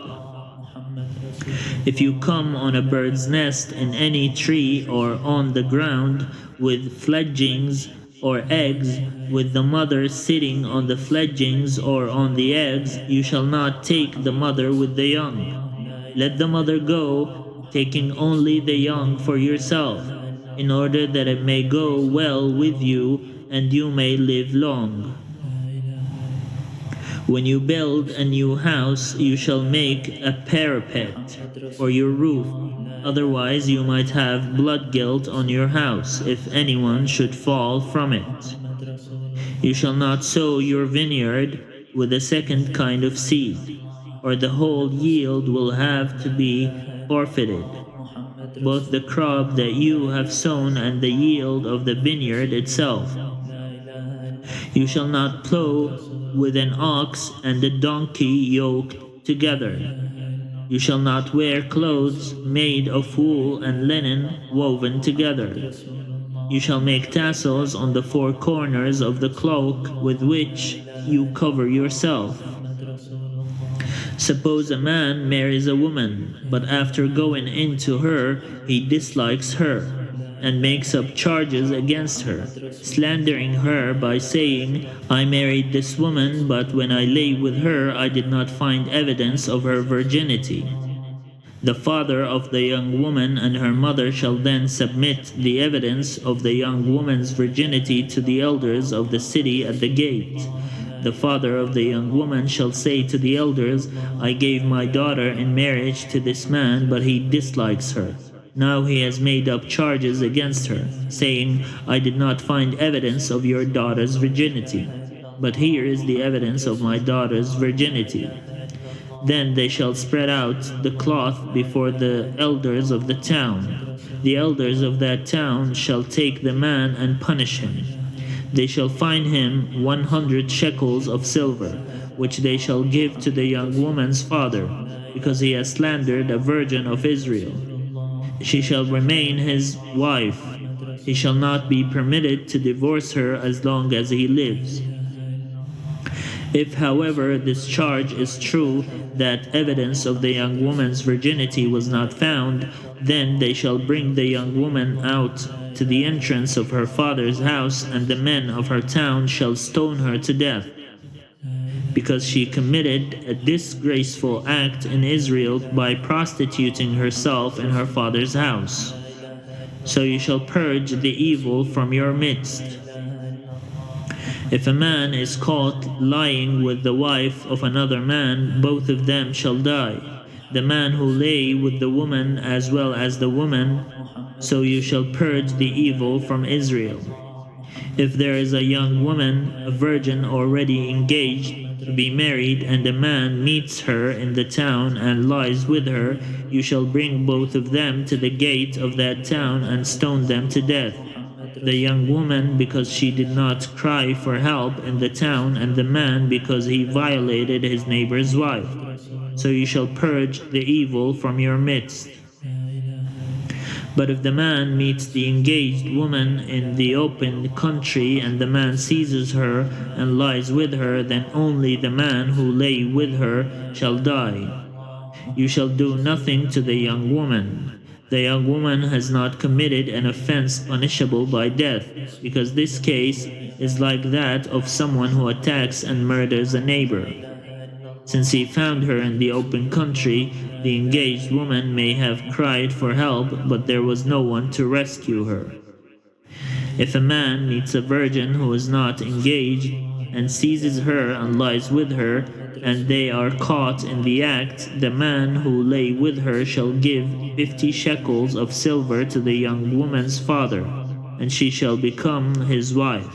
Because he violated her, he shall not be permitted to divorce her as long as he lives. A man shall not marry his father's wife, thereby violating his father's rights. Chapter 23. No one whose testicles are crushed or whose penis is cut off shall be admitted to the assembly of the Lord.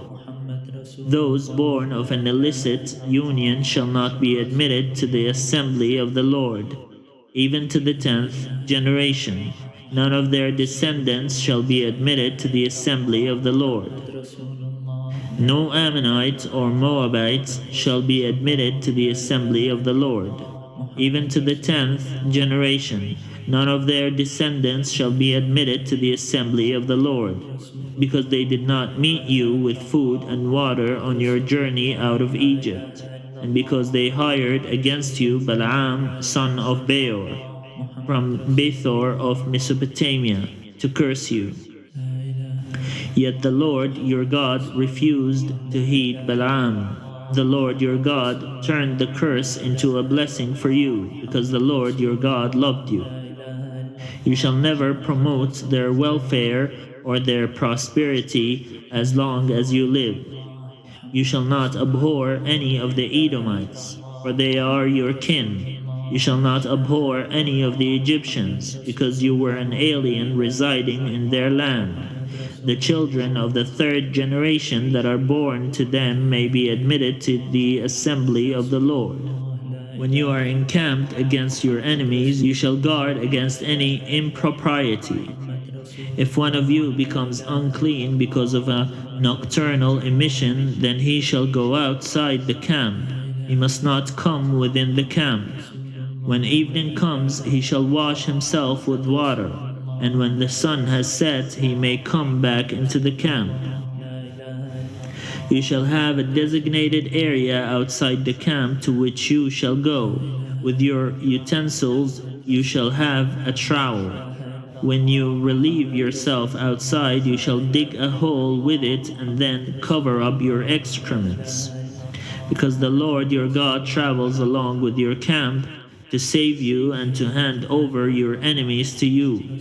Therefore, your camp must be holy, so that he may not see anything incident among you and turn away from you. Slaves who have escaped to you from their owners shall not be given back to them. They shall reside with you in your midst, in any place they choose, in any one of your towns, wherever they please. You shall not oppress them. None of the daughters of Israel shall be a temple prostitute. None of the sons of Israel shall be a temple prostitute. You shall not bring the fee of a prostitute or the wages of a male prostitute into the house of the Lord your God in payment for any vow, for both of these are abhorrent to the Lord your God. You shall not charge interest on loans to another Israelite, interest on money, interest on provisions, interest on anything that is lent. On loans to a foreigner you may charge interest, but on loans to another Israelite you may not charge interest, so that the Lord your God may bless you in all your undertakings in the land that you are about to enter and possess. If you make a vow to the Lord your God, do not postpone fulfilling it, for the Lord your God will surely require it of you, and you would incur guilt. But if you refrain from vowing, you will not incur guilt. Whatever your lips utter, you must diligently perform, just as you have freely vowed to the Lord your God with your own mouth. If you go into your neighbor's vineyard, you may eat your fill of grapes, as many as you wish, but you shall not put any in a container. If you go into your neighbor's standing grain, you may pluck the ears with your hand, but you shall not put a sickle to your neighbor's standing grain.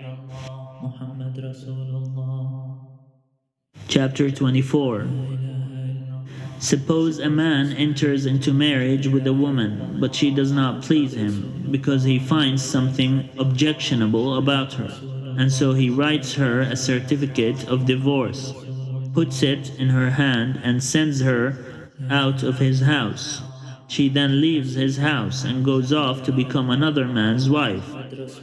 Then suppose the second man dislikes her, writes her a bill of divorce, puts it in her hand, and sends her out of his house. Or the second man who married her dies. Her first husband, who sent her away, is not permitted to take her again to be his wife after she has been defiled, for that would be abhorrent to the Lord. And you shall not bring guilt on the land that the Lord your God is giving you as a possession. When a man is newly married, he shall not go out with the army or be charged with any related duty. He shall be free at home 1 year, to be happy with the wife whom he has married. No one shall take a mill or an upper millstone in pledge, for that would be taking a life in pledge. If someone is caught kidnapping another Israelite, enslaving or selling the Israelites, then the kidnapper shall die. So you shall purge the evil from your midst. Guard against an outbreak of a leprous skin disease by being very careful. You shall carefully observe whatever the Levitical priests instruct you, just as I have commanded them. Remember what the Lord your God did to Miriam on your journey out of Egypt. When you make your neighbor a loan of any kind, you shall not go into the house to take the pledge. You shall wait outside while the person to whom you are making the loan brings the pledge out to you. If the person is poor, you shall not sleep in the garment given you as the pledge. You shall give the pledge back by sunset.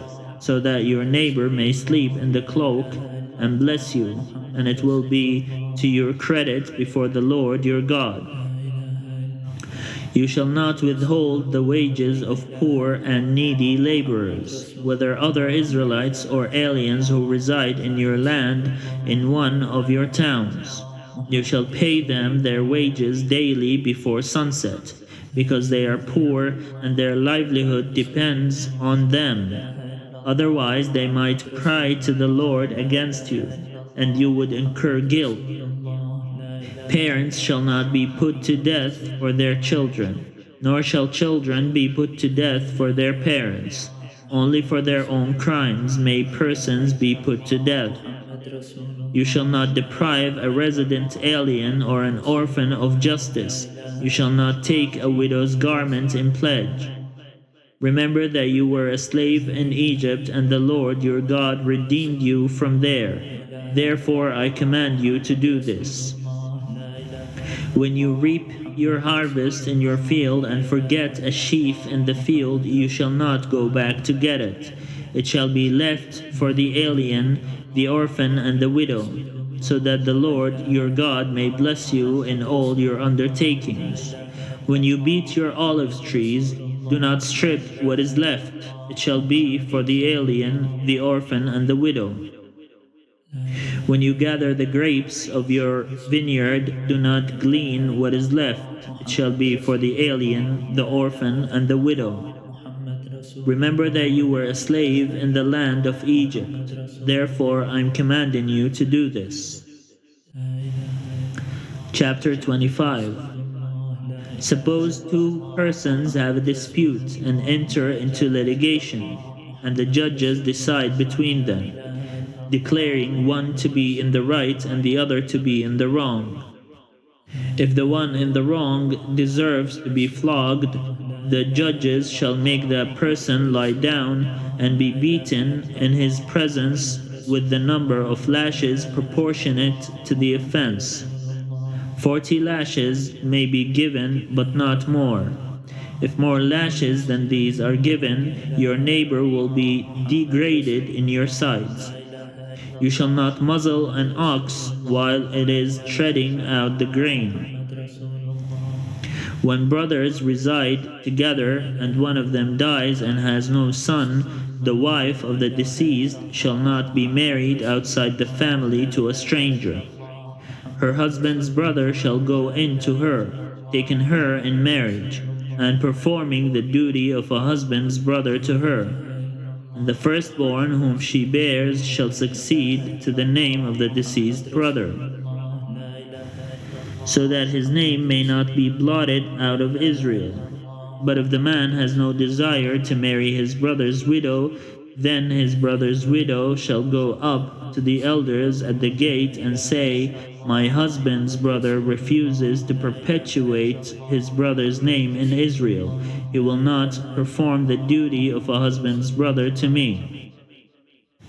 Then the elders of his town shall summon him and speak to him. If he persists, saying, I have no desire to marry her, then his brother's wife shall go up to him in the presence of the elders, pull his sandal off his foot, spit in his face, and declare, This is what is done to the man who does not build up his brother's house.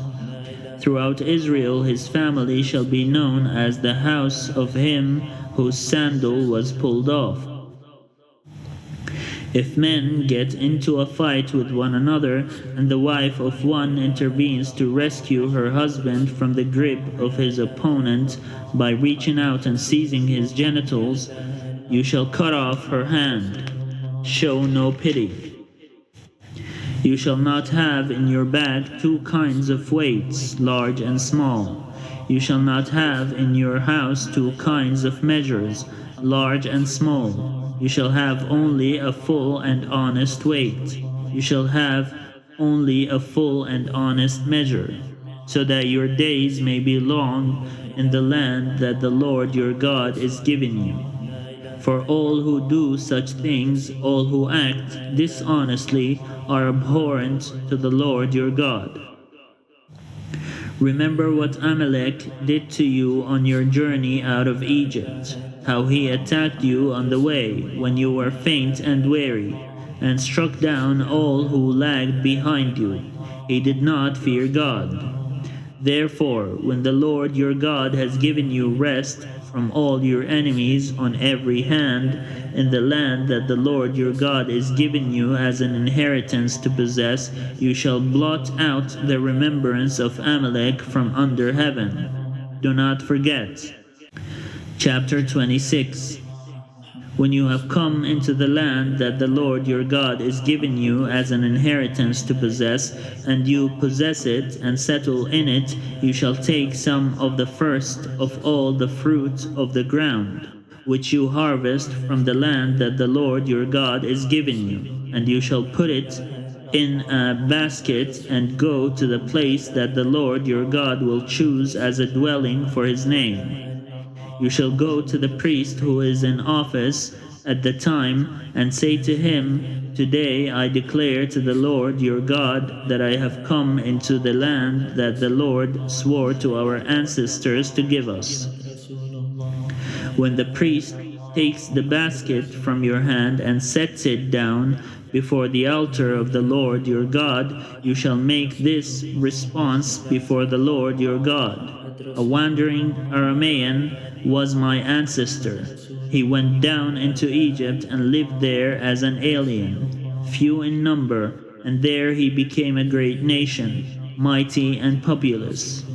When the Egyptians treated us harshly and afflicted us by imposing hard labor on us, we cried to the Lord, the God of our ancestors. The Lord heard our voice and saw our affliction, our toil, and our oppression. The Lord brought us out of Egypt with a mighty hand and an outstretched arm, with a terrifying display of power, and with signs and wonders. And he brought us into this place and gave us this land, a land flowing with milk and honey. So now I bring the first of the fruit of the ground that you, O Lord, have given me. You shall set it down before the Lord your God, and bow down before the Lord your God. Then you, together with the Levites and the aliens who reside among you, shall celebrate with all the bounty that the Lord your God has given to you and to your house.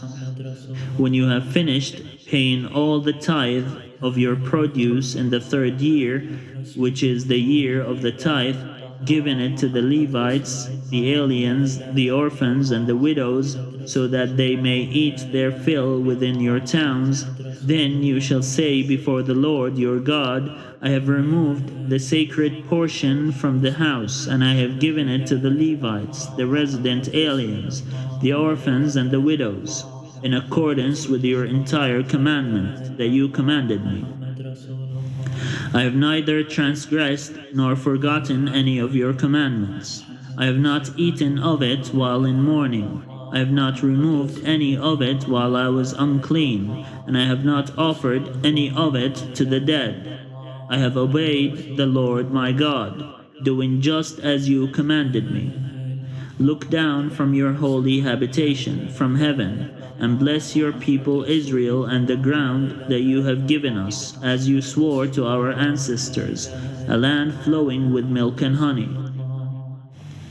This very day the Lord your God is commanding you to observe these statutes and ordinances, so observe them diligently with all your heart and with all your soul.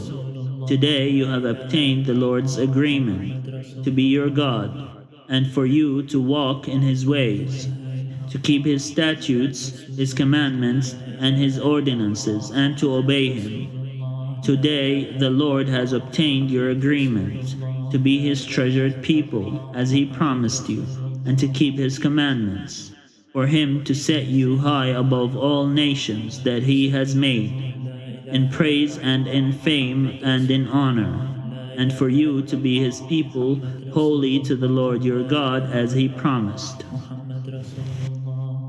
Chapter 27. Then Moses and the elders of Israel charged all the people as follows: Keep the entire commandment that I am commanding you today. On the day that you cross over the Jordan into the land that the Lord your God is giving you, you shall set up large stones and cover them with plaster. You shall write on them all the words of this law when you have crossed over to enter the land that the Lord your God is giving you, a land flowing with milk and honey, as the Lord, the God of your ancestors, promised you. So when you have crossed over the Jordan, you shall set up these stones, about which I am commanding you today, on Mount Ebal, and you shall cover them with plaster. And you shall build an altar there to the Lord your God, an altar of stone on which you have not used an iron tool. You must build the altar of the Lord your God of unhewn stones. Then offer up burnt offerings on it to the Lord your God. Make sacrifices of well-being, and eat them there, rejoicing before the Lord your God. You shall write on the stones all the words of this law very clearly. Then Moses and the Levitical priests spoke to all Israel, saying, Keep silence and hear, O Israel. This very day you have become the people of the Lord your God. Therefore, obey the Lord your God, observing his commandments and his statutes that I am commanding you today. The same day, Moses charged the people as follows: When you have crossed over the Jordan, these shall stand on Mount Gerizim for the blessing of the people: Simeon, Levi, Judah, Issachar, Joseph, Benjamin, and these shall stand on Mount Ebal for the curse: Reuben, Gad, Asher, Zebulun, Dan, and Naphtali. Then the Levites shall declare in a loud voice to all the Israelites, Cursed be anyone who makes an idol or casts an image, anything abhorrent to the Lord, the work of an artisan, and sets it up in secret. All the people shall respond, saying, Amen. Cursed be anyone who dishonors father or mother. All the people shall say, Amen. Cursed be anyone who moves a neighbor's boundary marker. All the people shall say, Amen. Cursed be anyone who misleads a blind person on the road. All the people shall say, Amen. Cursed be anyone who deprives the alien, the orphan, and the widow of justice. All the people shall say, Amen. Cursed be anyone who lies with his father's wife, because he has violated his father's rights. All the people shall say, Amen. Cursed be anyone who lies with any animal. All the people shall say, Amen. Cursed be anyone who lies with his sister, whether the daughter of his father or the daughter of his mother. All the people shall say, Amen. Cursed be anyone who lies with his mother-in-law. All the people shall say, Amen. Cursed be anyone who strikes down a neighbor in secret. All the people shall say, Amen. Cursed be anyone who takes a bribe to shed innocent blood. All the people shall say, Amen. Cursed be anyone who does not uphold the words of this law by observing them. All the people shall say, Amen.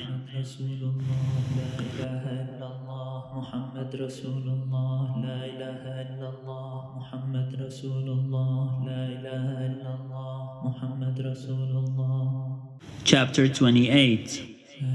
If you will only obey the Lord your God by diligently observing all his commandments that I am commanding you today, the Lord your God will set you high above all the nations of the earth.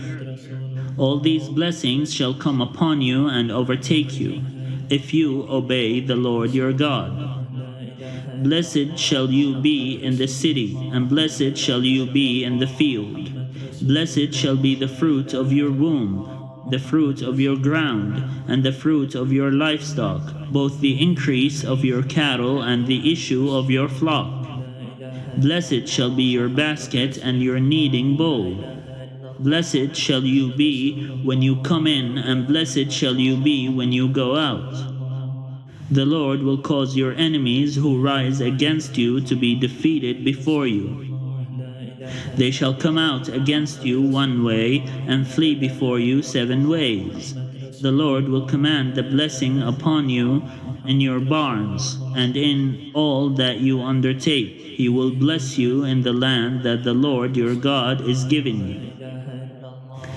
The Lord will establish you as his holy people, as he has sworn to you, if you keep the commandments of the Lord your God and walk in his ways. All the peoples of the earth shall see that you are called by the name of the Lord, and they shall be afraid of you.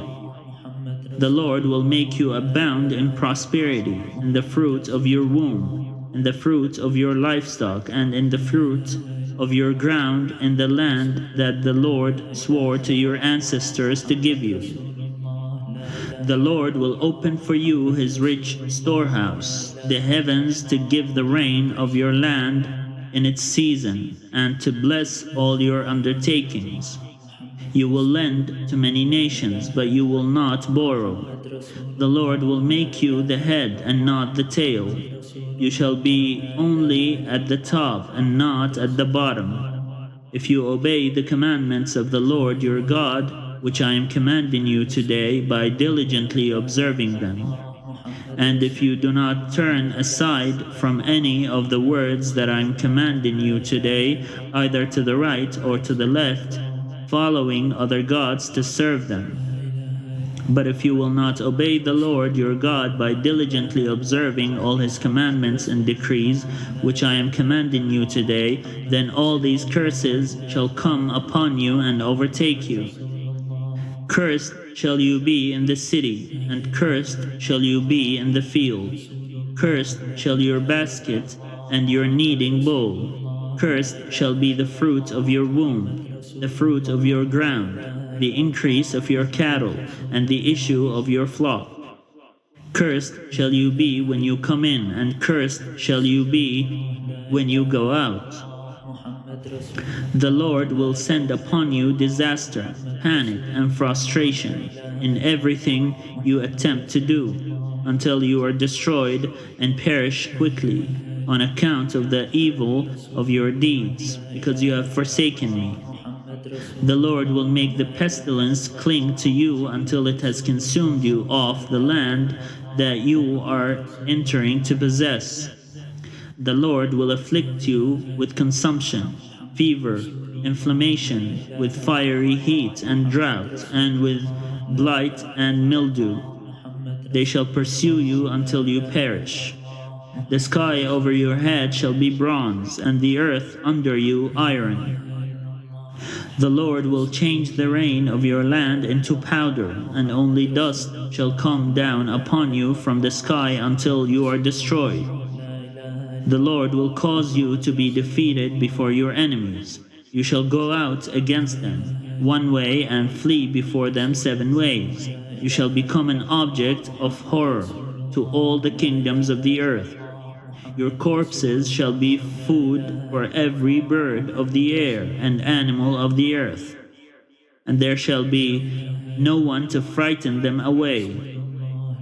The Lord will afflict you with the boils of Egypt, with ulcers, scurvy, and itch, of which you cannot be healed. The Lord will afflict you with madness, blindness, and confusion of mind. You shall grope about at noon as blind people grope in darkness, but you shall be unable to find your way, and you shall be continually abused and robbed, without anyone to help. You shall become engaged to a woman, but another man shall lie with her.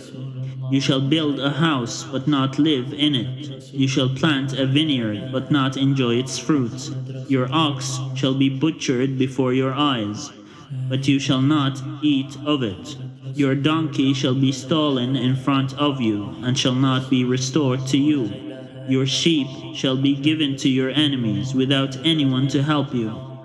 Your sons and daughters shall be given to another people while you look on. You will strain your eyes looking for them all day, but be powerless to do anything.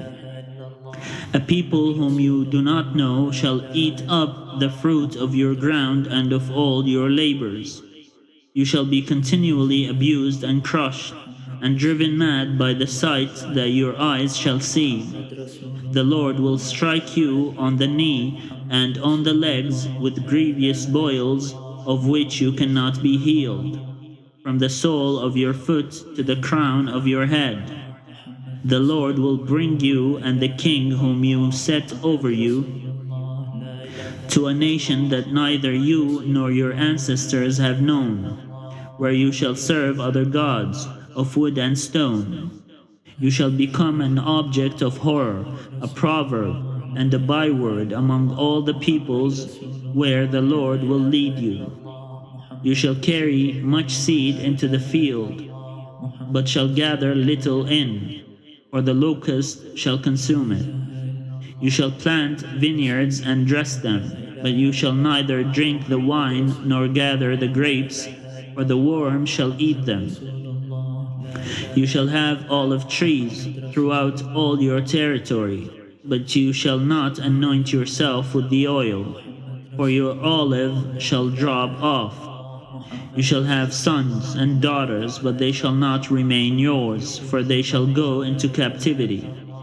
All your trees and the fruit of your ground, the cicada shall take over. Aliens residing among you shall ascend above you higher and higher, while you shall descend lower and lower. They shall lend to you, but you shall not lend to them. They shall be the head, and you shall be the tail. All these curses shall come upon you, pursuing and overtaking you until you are destroyed, because you did not obey the Lord your God by observing the commandments and the decrees that he commanded you. They shall be among you and your descendants as a sign and a portent forever, because you did not serve the Lord your God joyfully and with gladness of heart for the abundance of everything. Therefore you shall serve your enemies, whom the Lord will send against you, in hunger and thirst, in nakedness and lack of everything. He will put an iron yoke on your neck until he has destroyed you.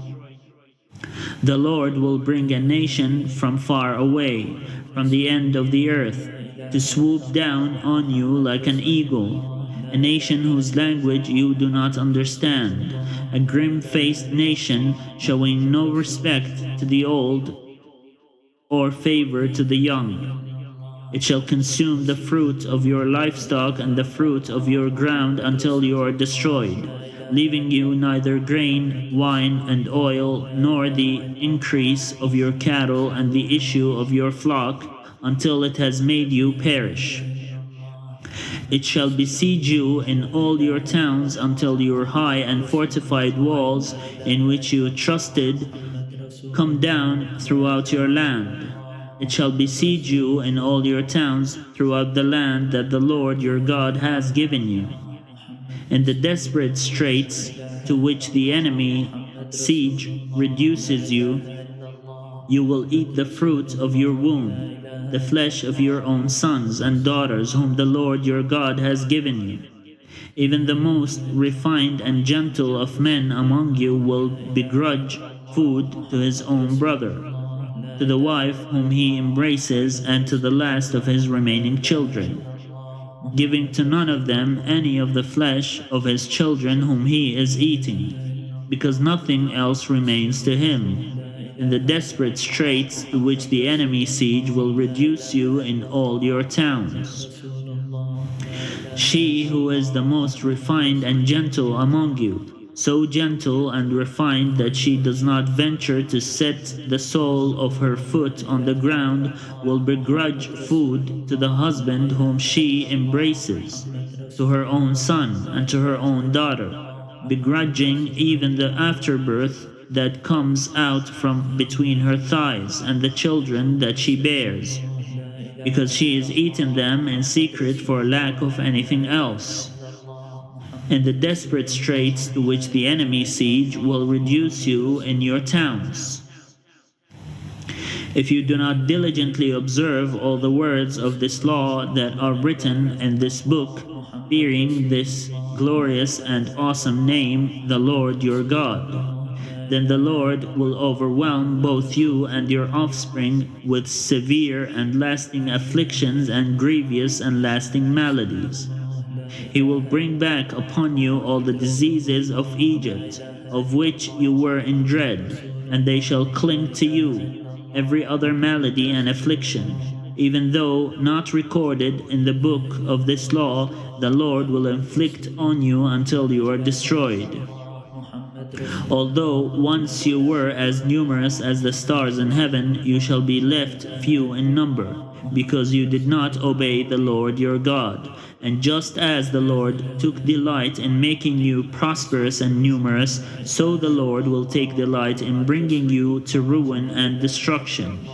You shall be plucked off the land that you are entering to possess. The Lord will scatter you among all people, from one end of the earth to the other, and there you shall serve other gods of wood and stone, which neither you nor your ancestors have known. Among those nations you shall find no ease, no resting place for the sole of your foot. There the Lord will give you a trembling heart, failing eyes, and a languishing spirit. Your life shall hang in doubt before you. Night and day you shall be in dread, with no assurance of your life. In the morning you shall say, if only it were evening, and at evening you shall say, if only it were morning, because of the dread that your heart shall feel and the sights that your eyes shall see. The Lord will bring you back in ships to Egypt by a route that I promised you would never see again. And there you shall offer yourselves for sale to your enemies as male and female slaves, but there will be no buyers. Chapter 29. These are the words of the covenant that the Lord commanded Moses to make with the Israelites in the land of Moab, in addition to the covenant that he had made with them at Horeb. Moses summoned all Israel and said to them, you have seen all that the Lord did before your eyes in the land of Egypt, to Pharaoh and to all his servants, and to all his land. The great trials that your eyes saw, the signs and those great wonders. But to this day the Lord has not given you a mind to understand, or eyes to see, or ears to hear. I have led you 40 years in the wilderness.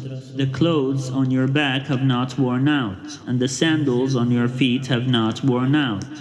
You have not eaten bread, and you have not drunk wine or strong drink, so that you may know that I am the Lord your God. When you came to this place, King Sihon of Heshbon and King Og of Bashan came out against us for battle, but we defeated them. We took their land and gave it as an inheritance to the Reubenites, the Gadites, and the half-tribe of Manasseh. Therefore, diligently observe the words of this covenant, in order that you may succeed in everything that you do. You stand assembled today, all of you, before the Lord your God, the leaders of your tribes, your elders and your officials, all the men of Israel, your children, your women, and the aliens who are in your camp, both those who cut your wood and those who draw your water, to enter into the covenant of the Lord your God, sworn by an oath, which the Lord your God is making with you today, in order that he may establish you today as his people, and that he may be your God, as he promised you, and as he swore to your ancestors, to Abraham, to Isaac, and to Jacob. I am making this covenant, sworn by an oath, not only with you who stand here with us today before the Lord our God, but also with those who are not here with us today, You know how we lived in the land of Egypt, and how we came through the midst of the nations through which you passed. You have seen their detestable things, the filthy idols of wood and stone, of silver and gold, that were among them. It may be that there is among you a man or woman, or a family or tribe, whose heart is already turning away from the Lord our God to serve the gods of those nations. It may be that there is among you a root sprouting poisonous and bitter growth. All who hear the words of this oath and bless themselves, thinking in their hearts, we are safe even though we go our own stubborn ways, thus bringing disaster on moist and dry alike. The Lord will be unwilling to pardon them, for the Lord's anger and passion will smoke against them. All the curses written in this book will descend on them, and the Lord will blot out their names from under heaven. The Lord will single them out from all the tribes of Israel for calamity, in accordance with all the curses of the covenant written in this book of the law. The next generation, your children who rise up after you, as well as the foreigner who comes from a distant country, will see the devastation of the land and the affliction with which the Lord has afflicted it. All its soil burned out by sulfur and salt, nothing planted, nothing sprouting, unable to support any vegetation, like the destruction of Sodom and Gomorrah, Admah and Zeboim, which the Lord destroyed in his fierce anger. They and indeed all the nations will wonder, why has the Lord done thus to this land? What caused this great display of anger? They will conclude it is because they abandoned the covenant of the Lord, the God of their ancestors, which he made with them when he brought them out of the land of Egypt. They turned and served other gods, worshipping them, gods whom they had not known and whom he had not allotted to them. So the anger of the Lord was kindled against that land, bringing on it every curse written in this book. The Lord uprooted them from their land in anger, fury, and great wrath, and cast them into another land, as is now the case. The secret things belong to the Lord our God, but the revealed things belong to us and to our children forever, to observe all the words of this law. Chapter 30. When all these things have happened to you, the blessings and the curses that I have set before you, if you call them to mind, among all the nations where the Lord your God has driven you, and return to the Lord your God, and you and your children obey him with all your heart and with all your soul, just as I am commanding you today, then the Lord your God will restore your fortunes and have compassion on you, gathering you again from all the peoples among whom the Lord your God has scattered you. Even if you are exiled to the ends of the world, from there the Lord your God will gather you, and from there he will bring you back. The Lord your God will bring you into the land that your ancestors possessed, and you will possess it. He will make you more prosperous and numerous than your ancestors. Moreover, the Lord your God will circumcise your heart and the heart of your descendants, so that you will love the Lord your God with all your heart and with all your soul, in order that you may live. The Lord your God will put all these curses on your enemies and on the adversaries who took advantage of you. Then you shall again obey the Lord, observing all his commandments that I am commanding you today. And the Lord your God will make you abundantly prosperous in all your undertakings, in the fruit of your body, in the fruit of your livestock, and in the fruit of your soil. For the Lord will again take delight in prospering you, just as he delighted in prospering your ancestors. When you obey the Lord your God by observing his commandments and decrees that are written in this book of the law, because you turn to the Lord your God with all your heart and with all your soul, surely this commandment that I'm commanding you today is not too hard for you, nor is it too far away. It is not in heaven that you should say, who will go up to heaven for us and get it for us, so that we may hear it and observe it. Neither is it beyond the sea that you should say, who will cross to the other side of the sea for us and get it for us, so that we may hear it and observe it. No, the word is very near to you. It is in your mouth and in your heart for you to observe. See, I have set before you today life and prosperity, death and adversity. If you obey the commandments of the Lord your God that I am commanding you today by loving the Lord your God, walking in his ways, and observing his commandments, decrees, and ordinances, then you shall live and become numerous, and the Lord your God will bless you in the land that you are entering to possess. But if your heart turns away and you do not hear, but are led astray to bow down to other gods and serve them, I declare to you today that you shall perish. You shall not live long in the land that you are crossing the Jordan to enter and possess.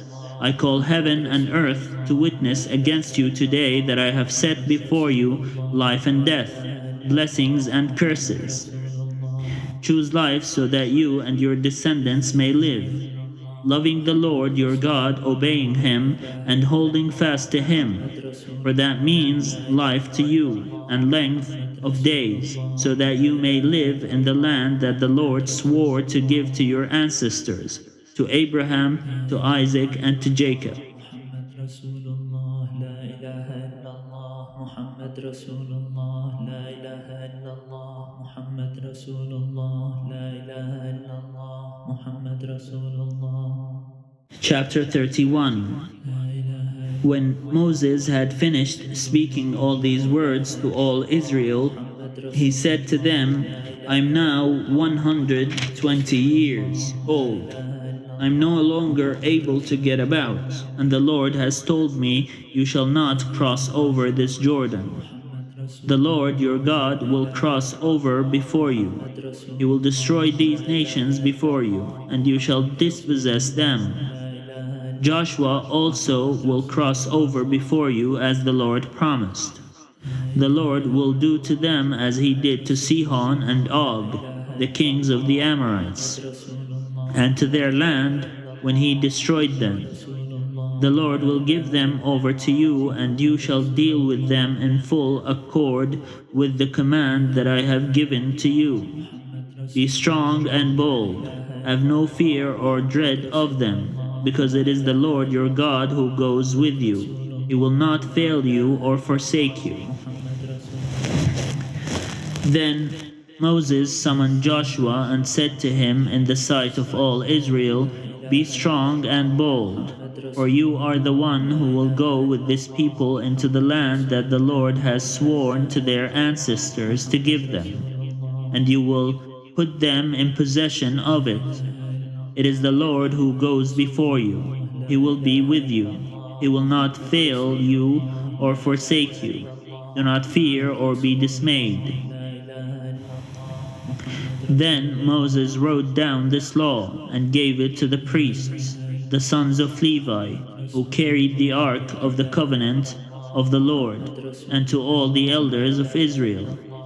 Moses commanded them, every 7th year in the scheduled year of remission, during the festival of Booths, when all Israel comes to appear before the Lord your God at the place that he will choose, you shall read this law before all Israel in their hearing. Assemble the people, men and women and children, as well as the aliens residing in your towns, so that they may hear and learn to fear the Lord your God and to observe diligently all the words of this law, and so that their children who have not known it may hear and learn to fear the Lord your God. as long as you live in the land that you are crossing over the Jordan to possess. The Lord said to Moses, "Your time to die is near. Call Joshua and present yourselves in the tent of meeting, so that I may commission him." So Moses and Joshua went and presented themselves in the tent of meeting, and the Lord appeared at the tent in a pillar of cloud. The pillar of cloud stood at the entrance to the tent. The Lord said to Moses, "Soon you will lie down with your ancestors. Then this people will begin to prostitute themselves to the foreign gods in their midst, the gods of the land into which they are going. They will forsake me, breaking my covenant that I have made with them. My anger will be kindled against them in that day. I will forsake them and hide my face from them. They will become easy prey, and many terrible troubles will come upon them. In that day they will say, 'Have not these troubles come upon us because our God is not in our midst?' On that day I will surely hide my face on account of all the evil they have done by turning to other gods. Now therefore, write this song and teach it to the Israelites. Put it in their mouths, in order that this song may be a witness for me against the Israelites. For when I have brought them into the land flowing with milk and honey, which I promised on oath to their ancestors, and they have eaten their fill and grown fat, they will turn to other gods and serve them, despising me and breaking my covenant. And when many terrible troubles come upon them, this song will confront them as a witness, because it will not be lost from the mouths of their descendants. For I know what they are inclined to do even now, before I have brought them into the land that I promised them on oath." That very day Moses wrote this song and taught it to the Israelites. Then the Lord commissioned Joshua, son of Nun, and said, "Be strong and bold, for you shall bring the Israelites into the land that I promised them. I will be with you." When Moses had finished writing down in a book the words of this law to the very end, Moses commanded the Levites who carried the ark of the covenant of the Lord, saying, "Take this book of the law and put it beside the ark of the covenant of the Lord your God. Let it remain there as a witness against you. For I know well how rebellious and stubborn you are. If you already have been so rebellious toward the Lord while I am still alive among you, how much more after my death? Assemble to me all the elders of your tribes and your officials, so that I may recite these words in their hearing, and call heaven and earth to witness against them. For I know that after my death you will surely act corruptly, turning aside from the way that I have commanded you. In time to come, trouble will befall you, because you will do what is evil in the sight of the Lord, provoking him to anger through the work of your hands." Then Moses recited the words of this song to the very end in the hearing of the whole assembly of Israel. Chapter 32. Give ear, O heavens, and I will speak. Let the earth hear the words of my mouth. May my teaching drop like the rain, my speech condense like the dew, like gentle rain on grass, like showers on new growth. For I will proclaim the name of the Lord, ascribe greatness to our God. The rock, his work is perfect, and all his ways are just. A faithful God, without deceit, just and upright is he. Yet his degenerate children have dealt falsely with him. a perverse and crooked generation. Do you thus repay the Lord, O foolish and senseless people? Is not He your God who created you, who made you and established you? Remember the days of old, consider the years long past.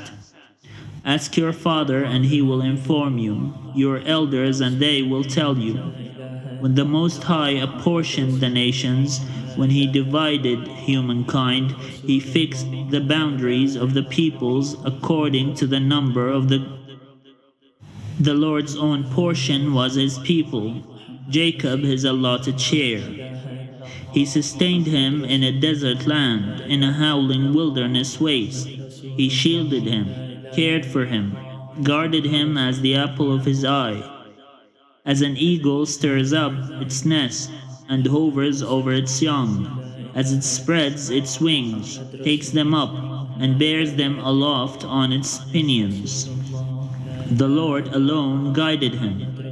No foreign god was with him. He set him atop the heights of the land, and fed him with produce of the field.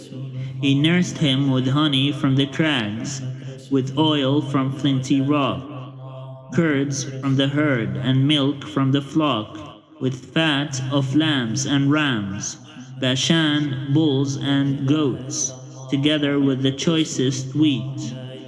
You drank fine wine from the blood of grapes. Jacob ate his fill. Jeshurun grew fat and kicked. You grew fat, bloated, and gorged. He abandoned God who made him, and scoffed at the rock of his salvation. They made him jealous with strange gods. With abhorrent things they provoked him. They sacrificed to demons, not God, to deities they had never known, to new ones recently arrived, whom your ancestors had not feared. You were unmindful of the rock that bore you. You forgot the God who gave you life. The Lord saw it and was jealous. He said, I will hide my face from them. I will see what their end will be, for they are a perverse generation, children in whom there is no faithfulness. They made me jealous with what is no God, provoked me with their idols. So I will make them jealous with what is no people, provoke them with a foolish nation. For fire is kindled by my anger, and burns to the depths of Sheol. It devours the earth and its increase, and sets on fire the foundations of the mountains. I will heap disasters upon them, spend my arrows against them, wasting hunger, burning consumption, bitter pestilence. The teeth of beasts I will send against them, with venom of things crawling in the dust. In the street the sword shall bereave, and in the chambers terror. For young man and woman alike, nursing child and old gray hair. I thought to scatter them, and blot out the memory of them from humankind. But I feared provocation by the enemy, for their adversaries might misunderstand and say, Our hand is triumphant. It was not the Lord who did all this. They are a nation void of sense. There is no understanding in them. If they were wise, they would understand this. They would discern what the end would be.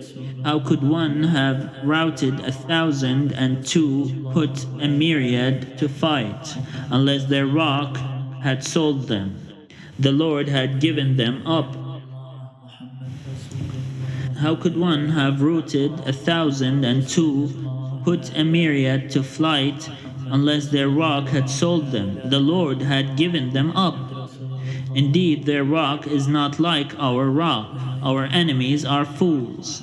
Their vine comes from the vinestalk of Sodom, from the vineyards of Gomorrah. Their grapes are grapes of poison. Their clusters are bitter.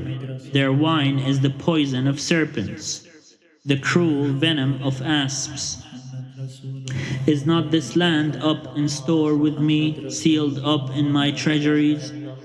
Vengeance is mine and recompense for the time when their foot shall slip, because the day of their calamity is at hand, their doom comes swiftly. Indeed, the Lord will vindicate his people, have compassion on his servants, when he sees that their power is gone, neither bond nor free remaining. Then he will say, where are their gods? The rock in which they took refuge, who ate the fat of their sacrifices, and drank the wine of their libations. Let them rise up and help you. Let them be your protection. See, now that I, even I, am He, there is no God besides me. I kill and I make alive. I wound and I heal, and no one can deliver from my hand. For I lift up my hand to heaven and swear, as I live forever, when I whet my flashing sword, and my hand takes hold on judgment, I will take vengeance on my adversaries, and will repay those who hate me. I will make my arrows drunk with blood, and my sword shall devour flesh, with the blood of the slain and the captives from the long-haired enemy. Praise, O heavens, his people, worship him, for he will avenge the blood of his servants and take vengeance on his adversaries. He will repay those who hate him and cleanse the land for his people.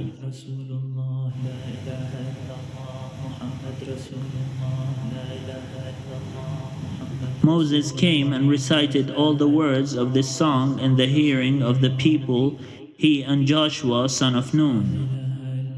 When Moses had finished reciting all these words to all Israel, he said to them, take to heart all the words that I am giving in witness against you today. Give them as a command to your children, so that they may diligently observe all the words of this law. This is no trifling matter for you, but rather your very life. Through it you may live long in the land that you are crossing over the Jordan to possess. On that very day the Lord addressed Moses as follows: ascend this mountain of the Abarim, Mount Nebo, which is in the land of Moab, across from Jericho, and view the land of Canaan, which I am giving to the Israelites for a possession. You shall die there on the mountain that you ascend, and shall be gathered to your kin, as your brother Aaron died on Mount Hor, and was gathered to your kin, because both of you broke faith with me among the Israelites at the waters of Meribath Kadesh in the wilderness of Zin, by failing to maintain my holiness among the Israelites. Although you may view the land from a distance, you shall not enter it, the land that I am giving to the Israelites.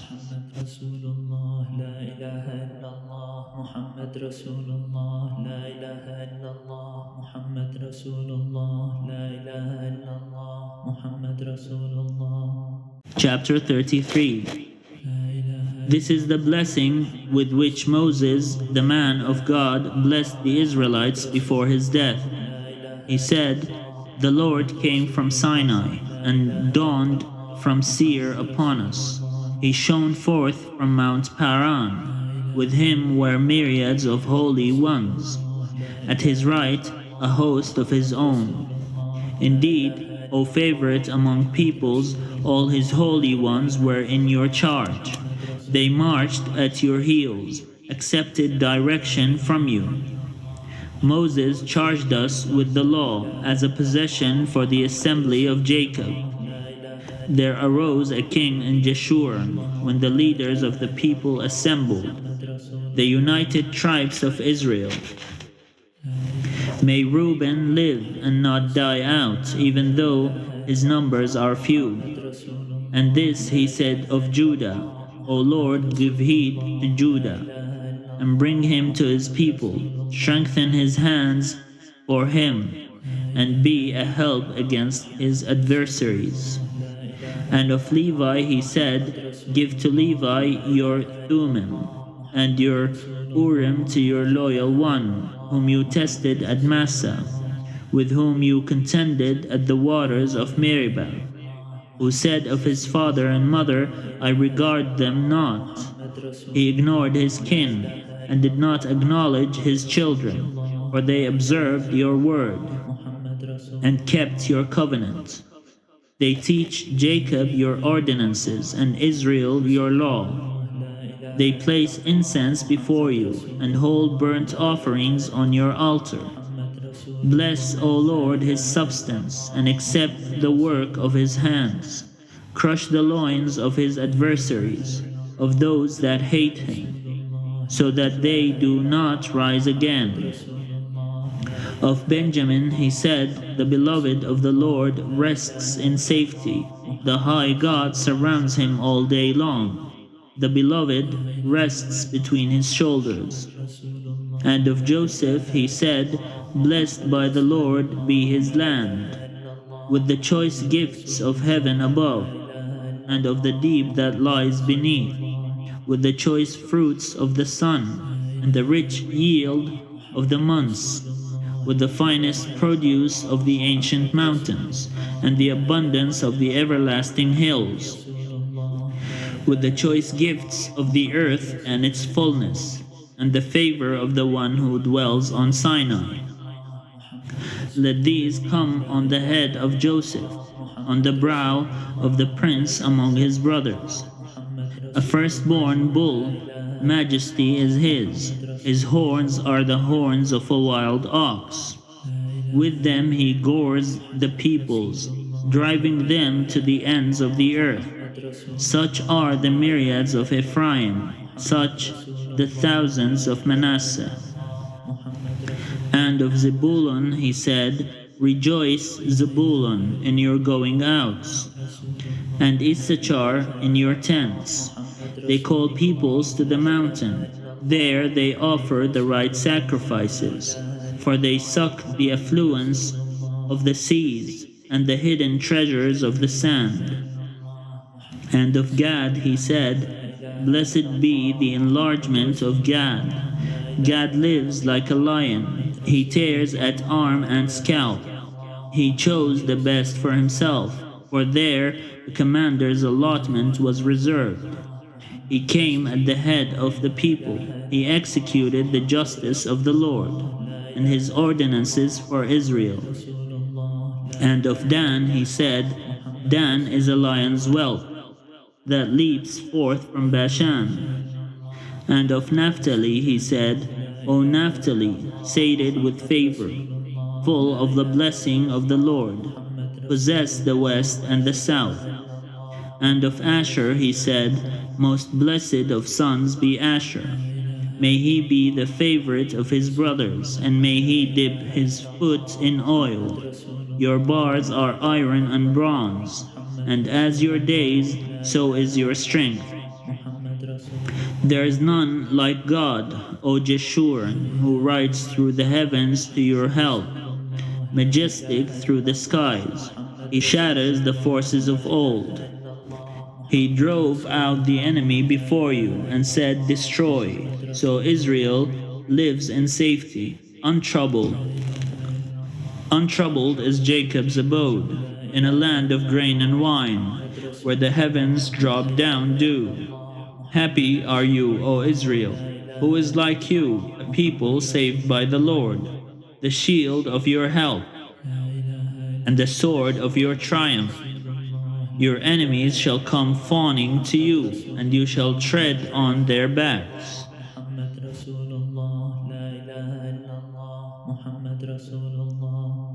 Chapter 34.